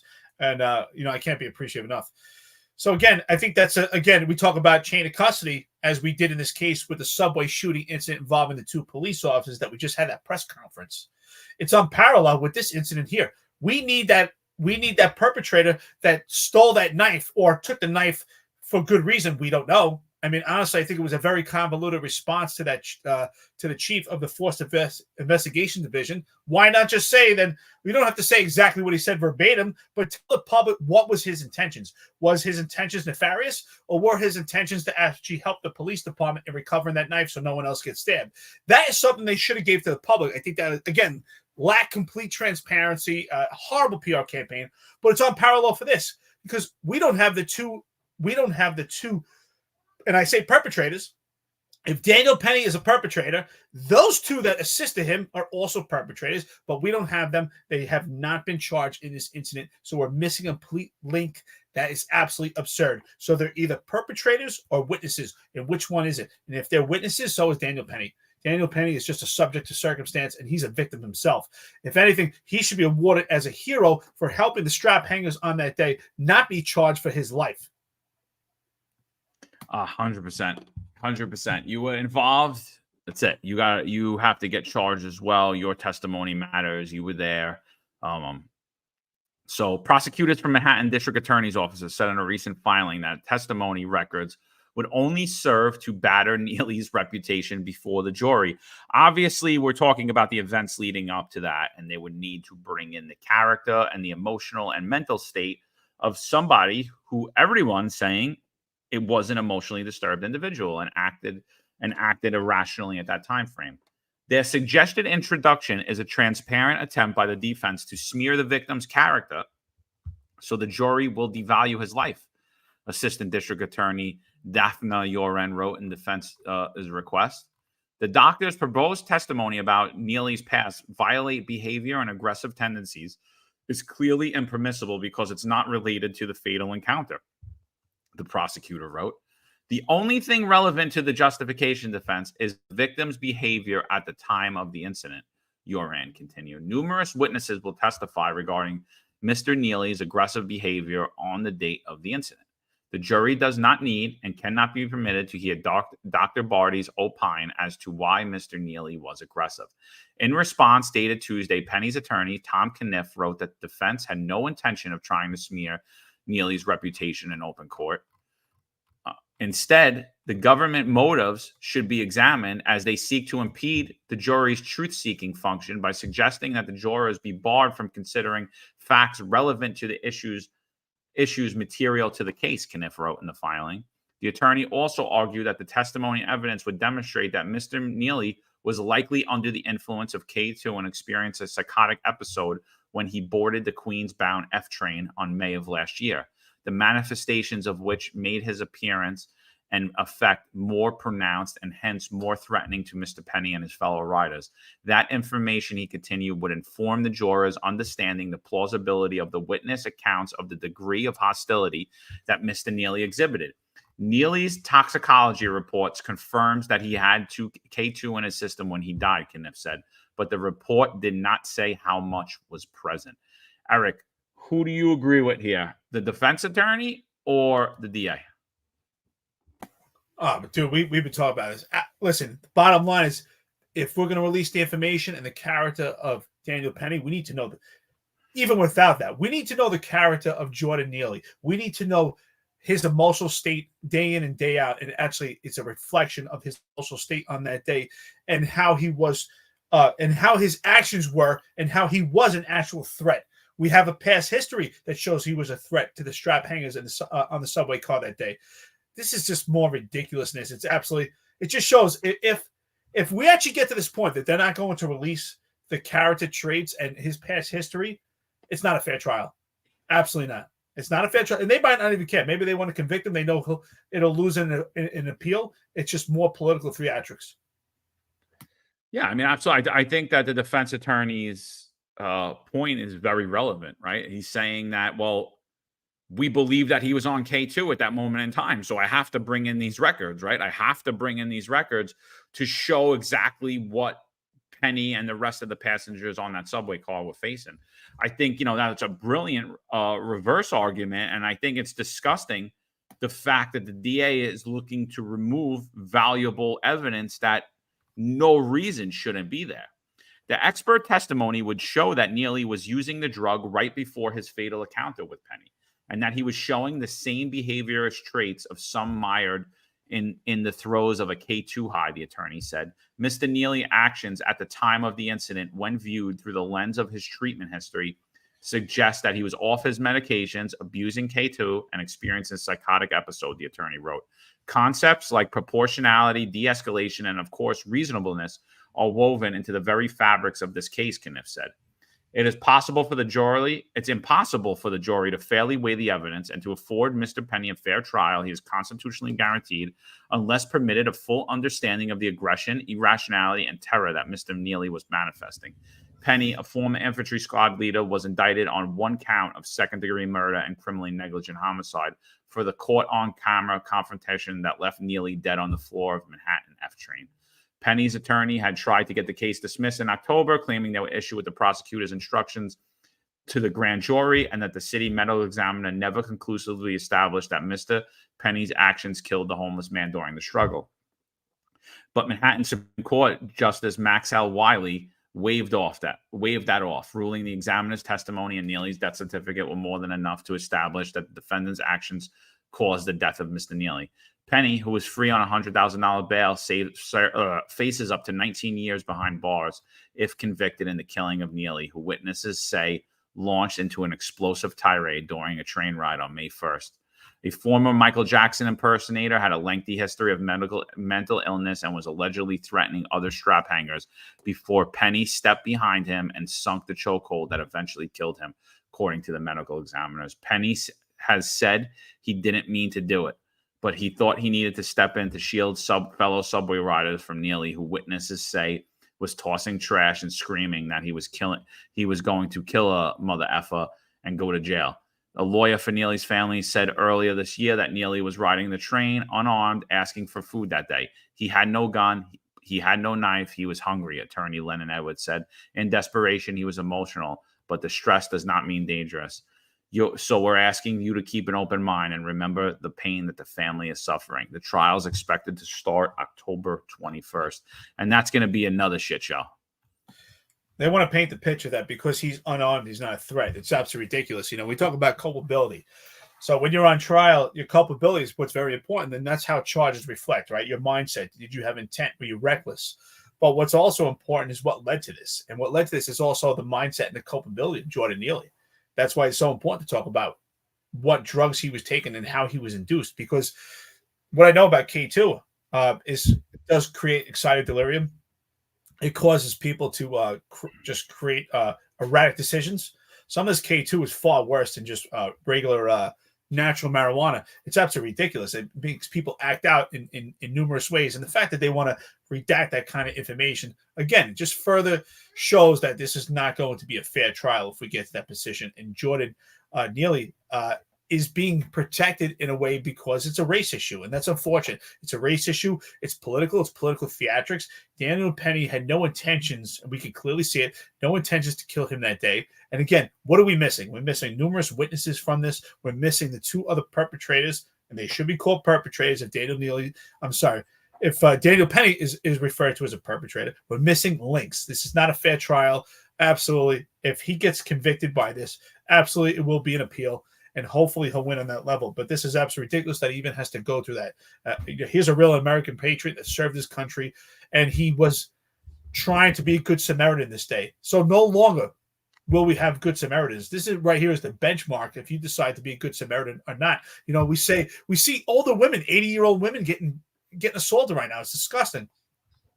And some people have been in conversations like, how can nobody step in? How can no man step in and help these older women? Well, how could they? How could they right now when Daniel Penny's on charge for his life?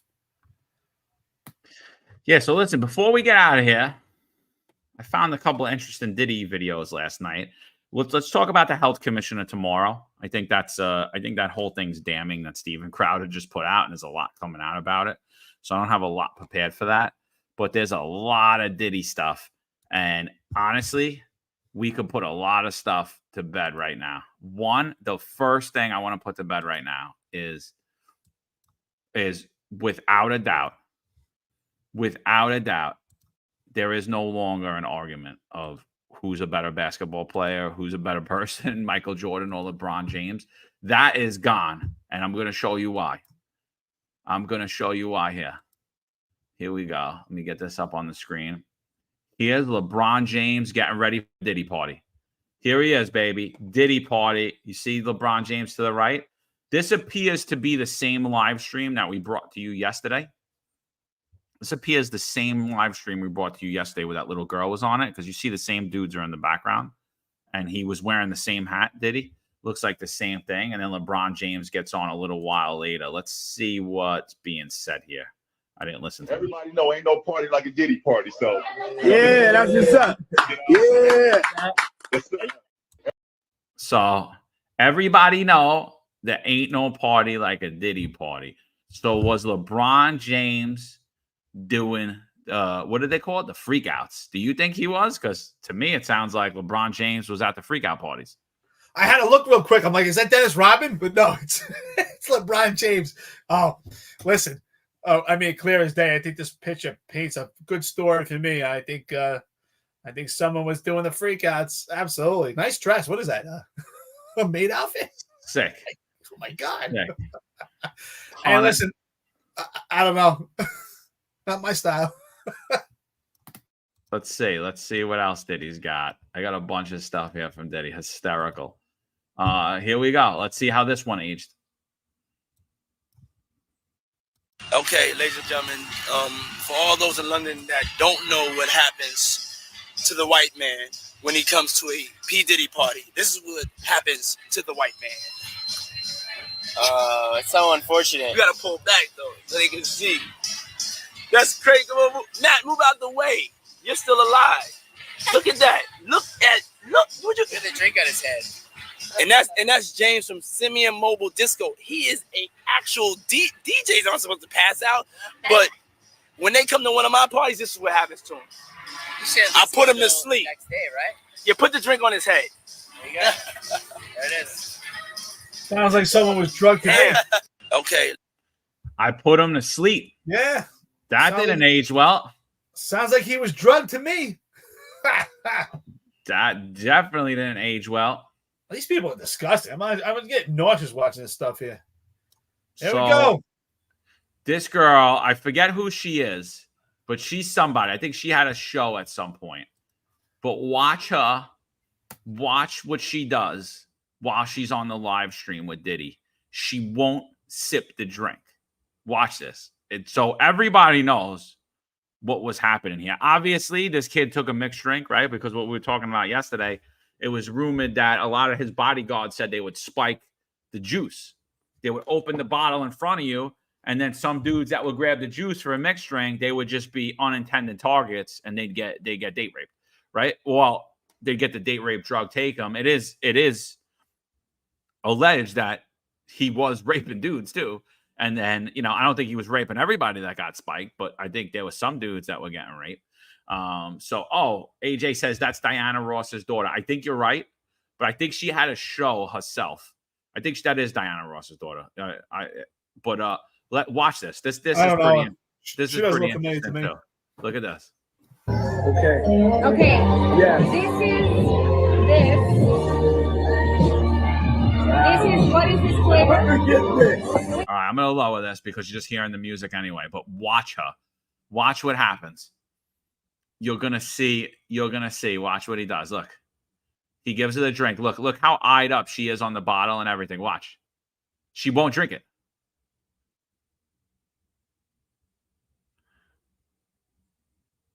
Right? He looks like such a diva. Watch again. Look, he wants to do a shot with her. Watch.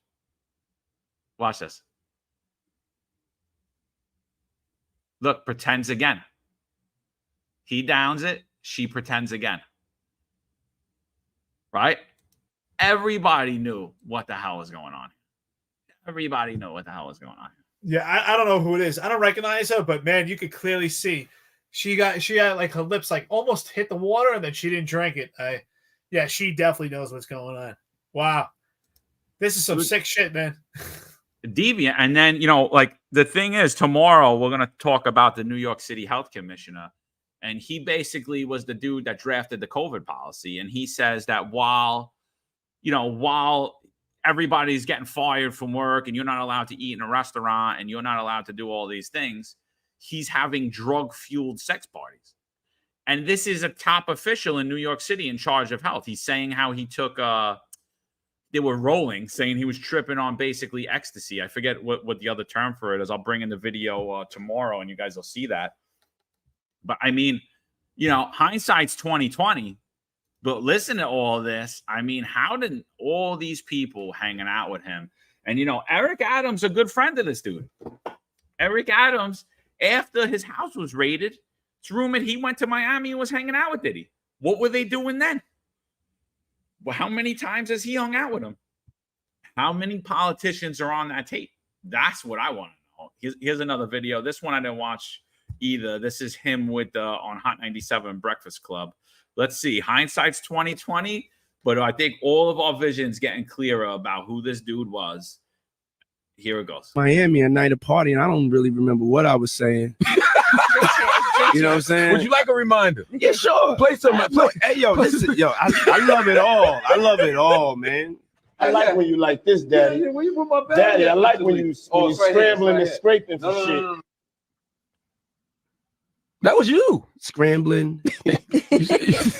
What? You said, I like when you do it like that, Daddy. When you scrambling and scraping for shit. Hey, man.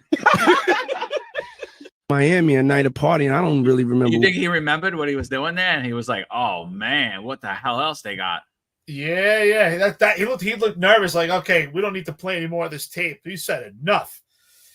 Dude, these people are disgusting. Yeah, listen, we know it. Eric Adams went down to Miami. I'm sure there was some parties going on there.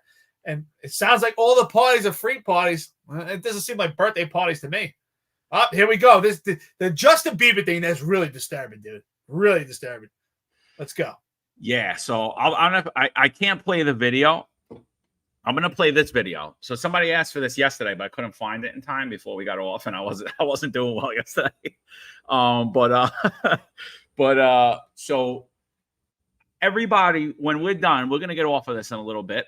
But when we're done, I need you to do me a favor. I need you to go to Yummy. I need you to go into YouTube, and I need you to go check out the Yummy video. Yummy was a song that Bieber puts out. Song basically whatever. Yeah, you want that yummy, whatever it is. But watch that video. I watched that video. I was like, oh man, this kid got raped. I was like, oh man, this kid got raped. You see, it's the video starts, and you see them enter like the back of a restaurant or like through the kitchen, almost like a Goodfellas scene, right?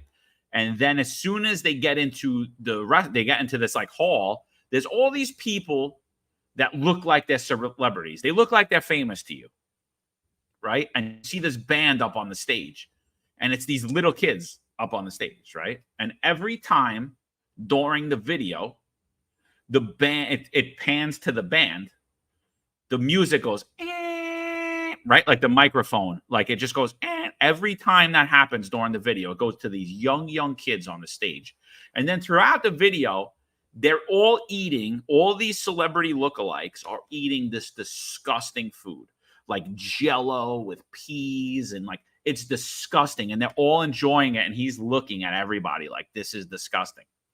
End of the video, Justin Bieber takes the final spoon and eats it, right?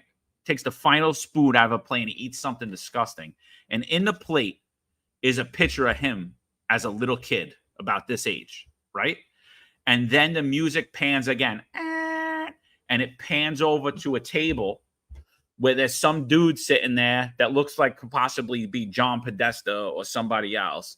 And all you see are the clothing from the kids that were up on the stage, sitting, laying over the chair. It's the sickest video I've ever seen. I've watched it like 20 times and analyzed it because it's so disgusting.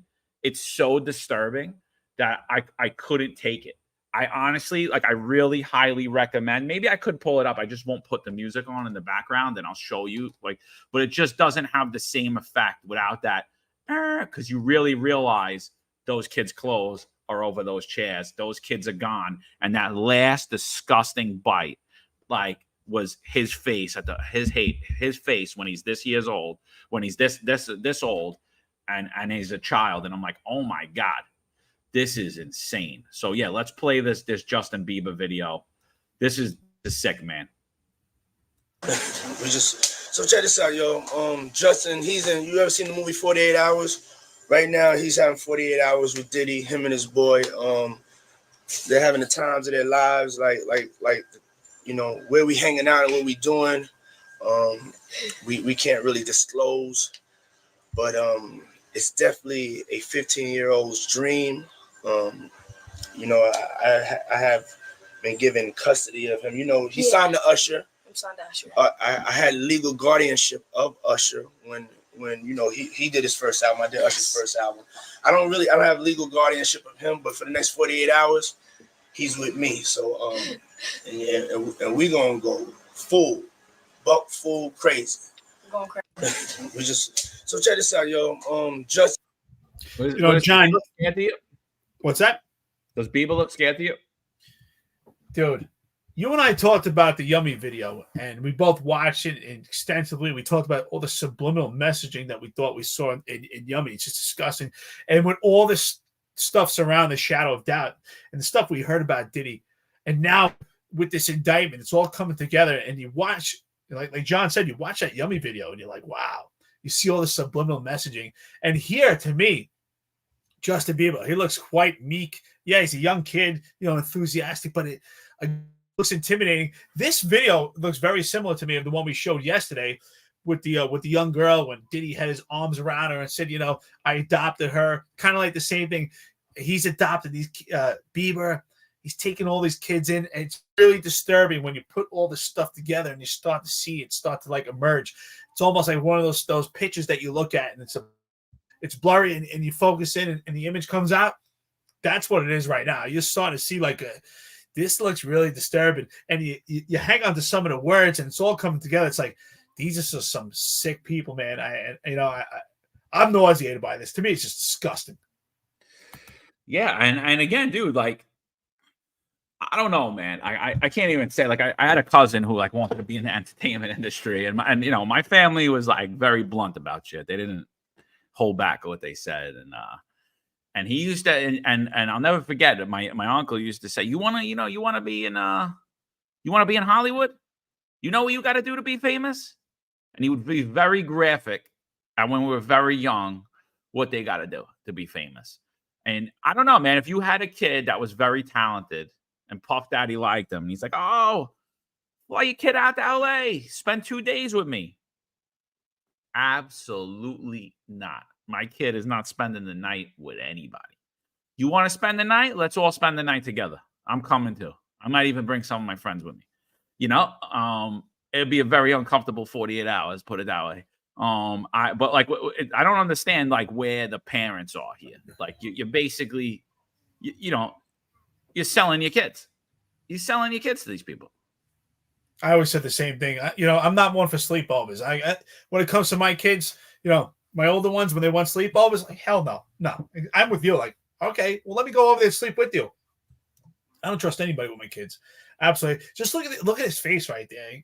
It's insane. Look at his face, and with all the stuff that we know, it's sick. Honestly, I'm disgusted by it. It's again, and these parents, they're so feeble-minded to let their kids do this, or either that, or they're just so hungry for fame and fortune themselves that they actually kind of pimped out their own kids. I can't believe we're actually talking about it at this point. But again, this is what we see. Eric Adams gave him a key to the city. Eric Adams went to Miami. We're starting to see the connection come together, and I think pretty soon, in a couple of days, it'll all come to light. Yeah, I'm gonna say right now, I think that there's got to be some tie-in.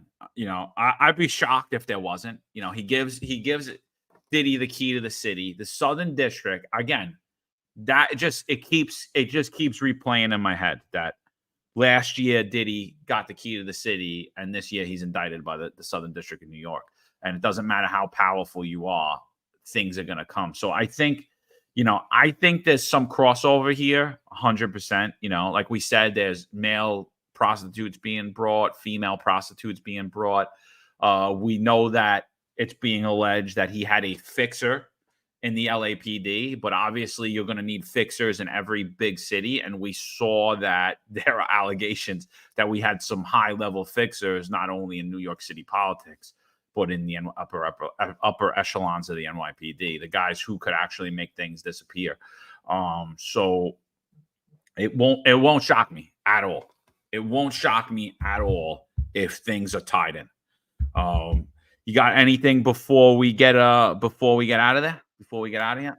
No, I think we debunked it here. Honestly, it's a fantastic episode because we got our friends, listeners, we got some haters, we got some trolls. We're going over a lot of information, but I think honestly it could be summed up in 30 seconds. Release the body cam footage, Don't pimp your kids out. Have some morals, have some principles, and by God, if you see something wrong, stand up for it. And anyone that sees something wrong and you don't stand up for it, you're a coward, and cowards go down with everybody else. With that being said, we have a lot of voter apathy in New York. Coming this election, think about who you vote for. Vote for people that matter. Vote for people that care about you. To our friend Tom, he's an American patriot. He's a real New Yorker. Thank you, everyone. Yeah, thanks, guys. Sorry, I felt like shit. My brain's not all there the last 2 days, but tomorrow we'll definitely get into that Crowder thing. I'm looking forward to that. I want to be fully healthy and riled up for that one because I'm very angry about that. That got my adrenaline flowing. I was able to actually even get out of bed. So, all right, guys, thanks for tuning in. Thank you guys always. We appreciate you. We'll be back at you. Here's Tom Sullivan. Oh, wait. And here's the boost. Eric. One thing, Eric. One thing. Uh-oh. We talked about Marco Kepi. Marco Kepi's running for state senate in Staten Island, right? NYPD cop, U.S. Marine, and the PBA endorsed his opponent who supported the defund the police movement. Again, this is 2024. They're still doing this under Pat Hendry, under the three hairs on his head, Pat Hendry. So they did that. Somebody said, and I'm trying to confirm, and I haven't confirmed it. I was completely out of it yesterday. Still a little out of it right now.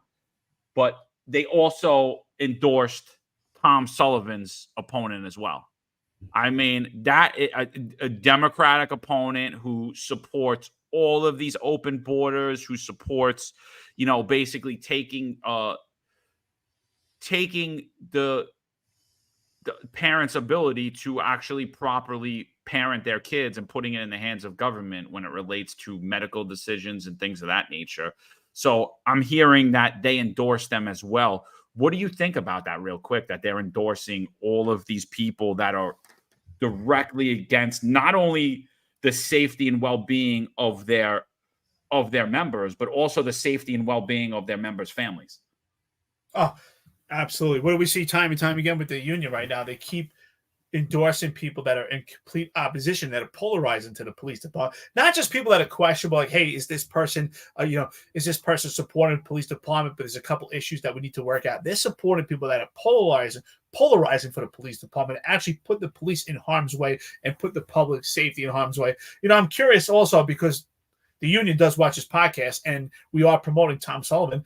And I'm curious if they actually endorse his the opposing candidate in opposition to this podcast. And if that's the case, that's absolutely ridiculous. But I wouldn't be surprised. And again, anyone who's active in the police department right now, I'm not kidding. Stop paying your union dues. If every one of you stops paying the union dues, if we could get a couple of guys together and stop paying the union dues, they will stop self-serving, and they will stop serving you.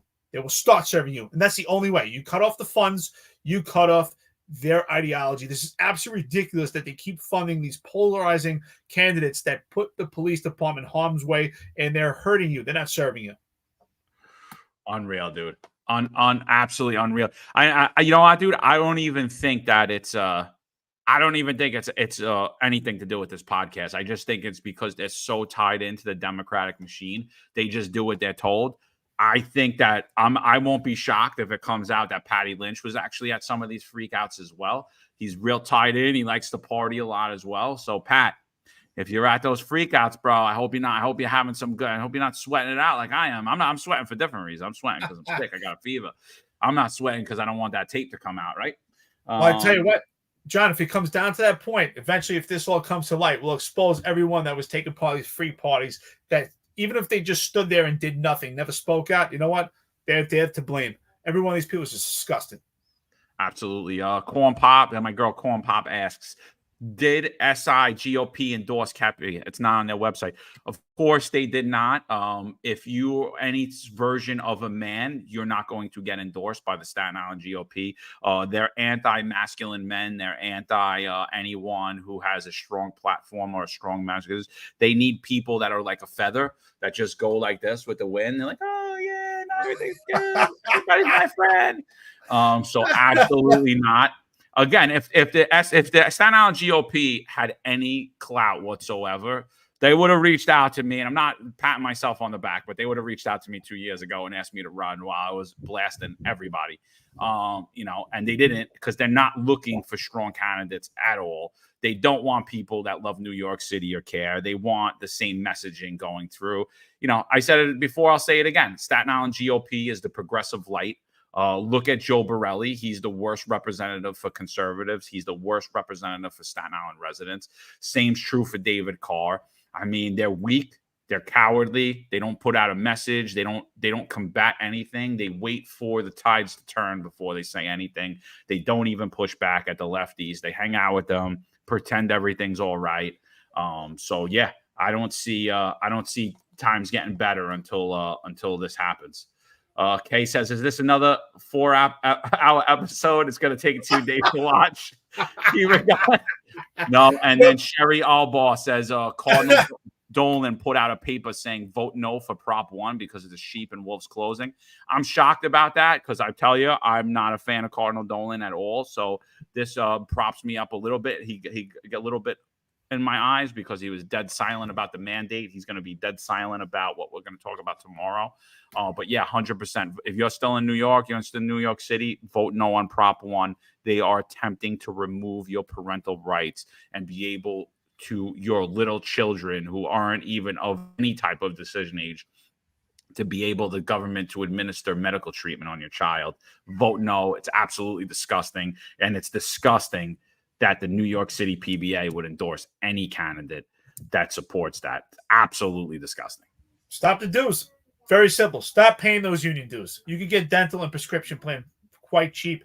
And if you're in a pickle, you're going to get your own attorney anyway. So that's something that can be worked out in the future. Stop paying these union dues. Stop. Yeah. DJ, you're not blocked. If you weren't one of the ones yesterday saying, we see you.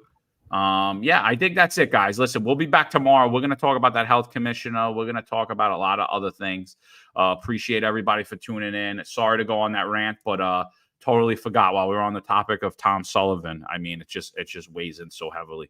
So vote Tom Sullivan, Assembly District 23 in Queens. If you don't live in Assembly District 23 in Queens, make sure we're putting the right people up. Tom Sullivan for Assembly District 23. Make sure you check out our friend Tom LaPola as well up in Monroe. Another strong candidate. Guys that aren't doing this for money. They don't need the money. They don't need the headache. They're doing this to save New York, save the country. So definitely check out Tom Sullivan.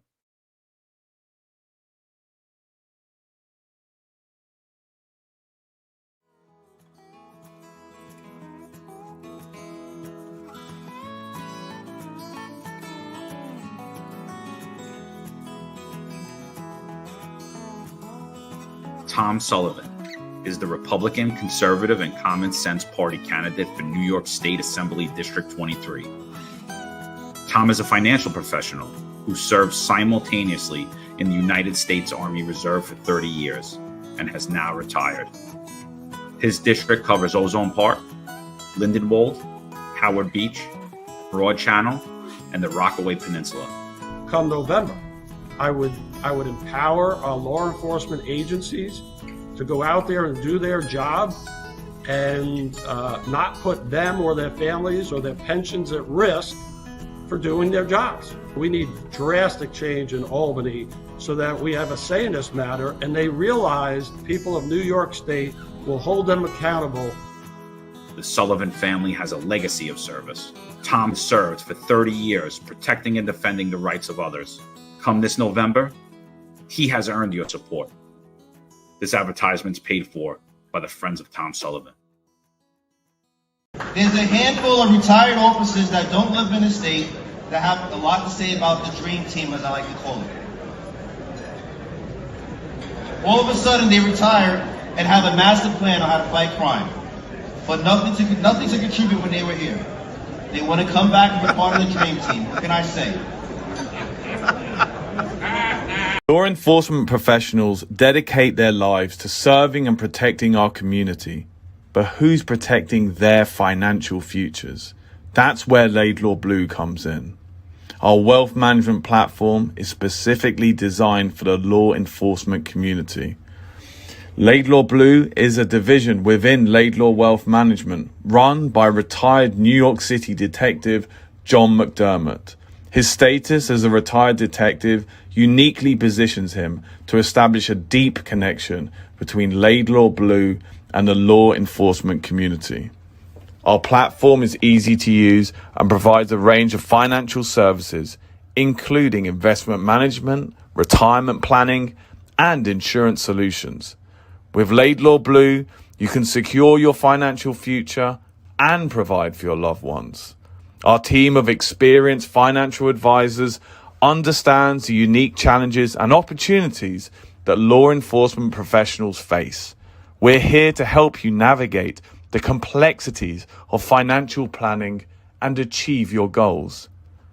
Laidlaw Blue. Secure your financial future today. Book a meeting using the QR code displayed or call us directly on 888 901 Blue. That's 888 901 Blue.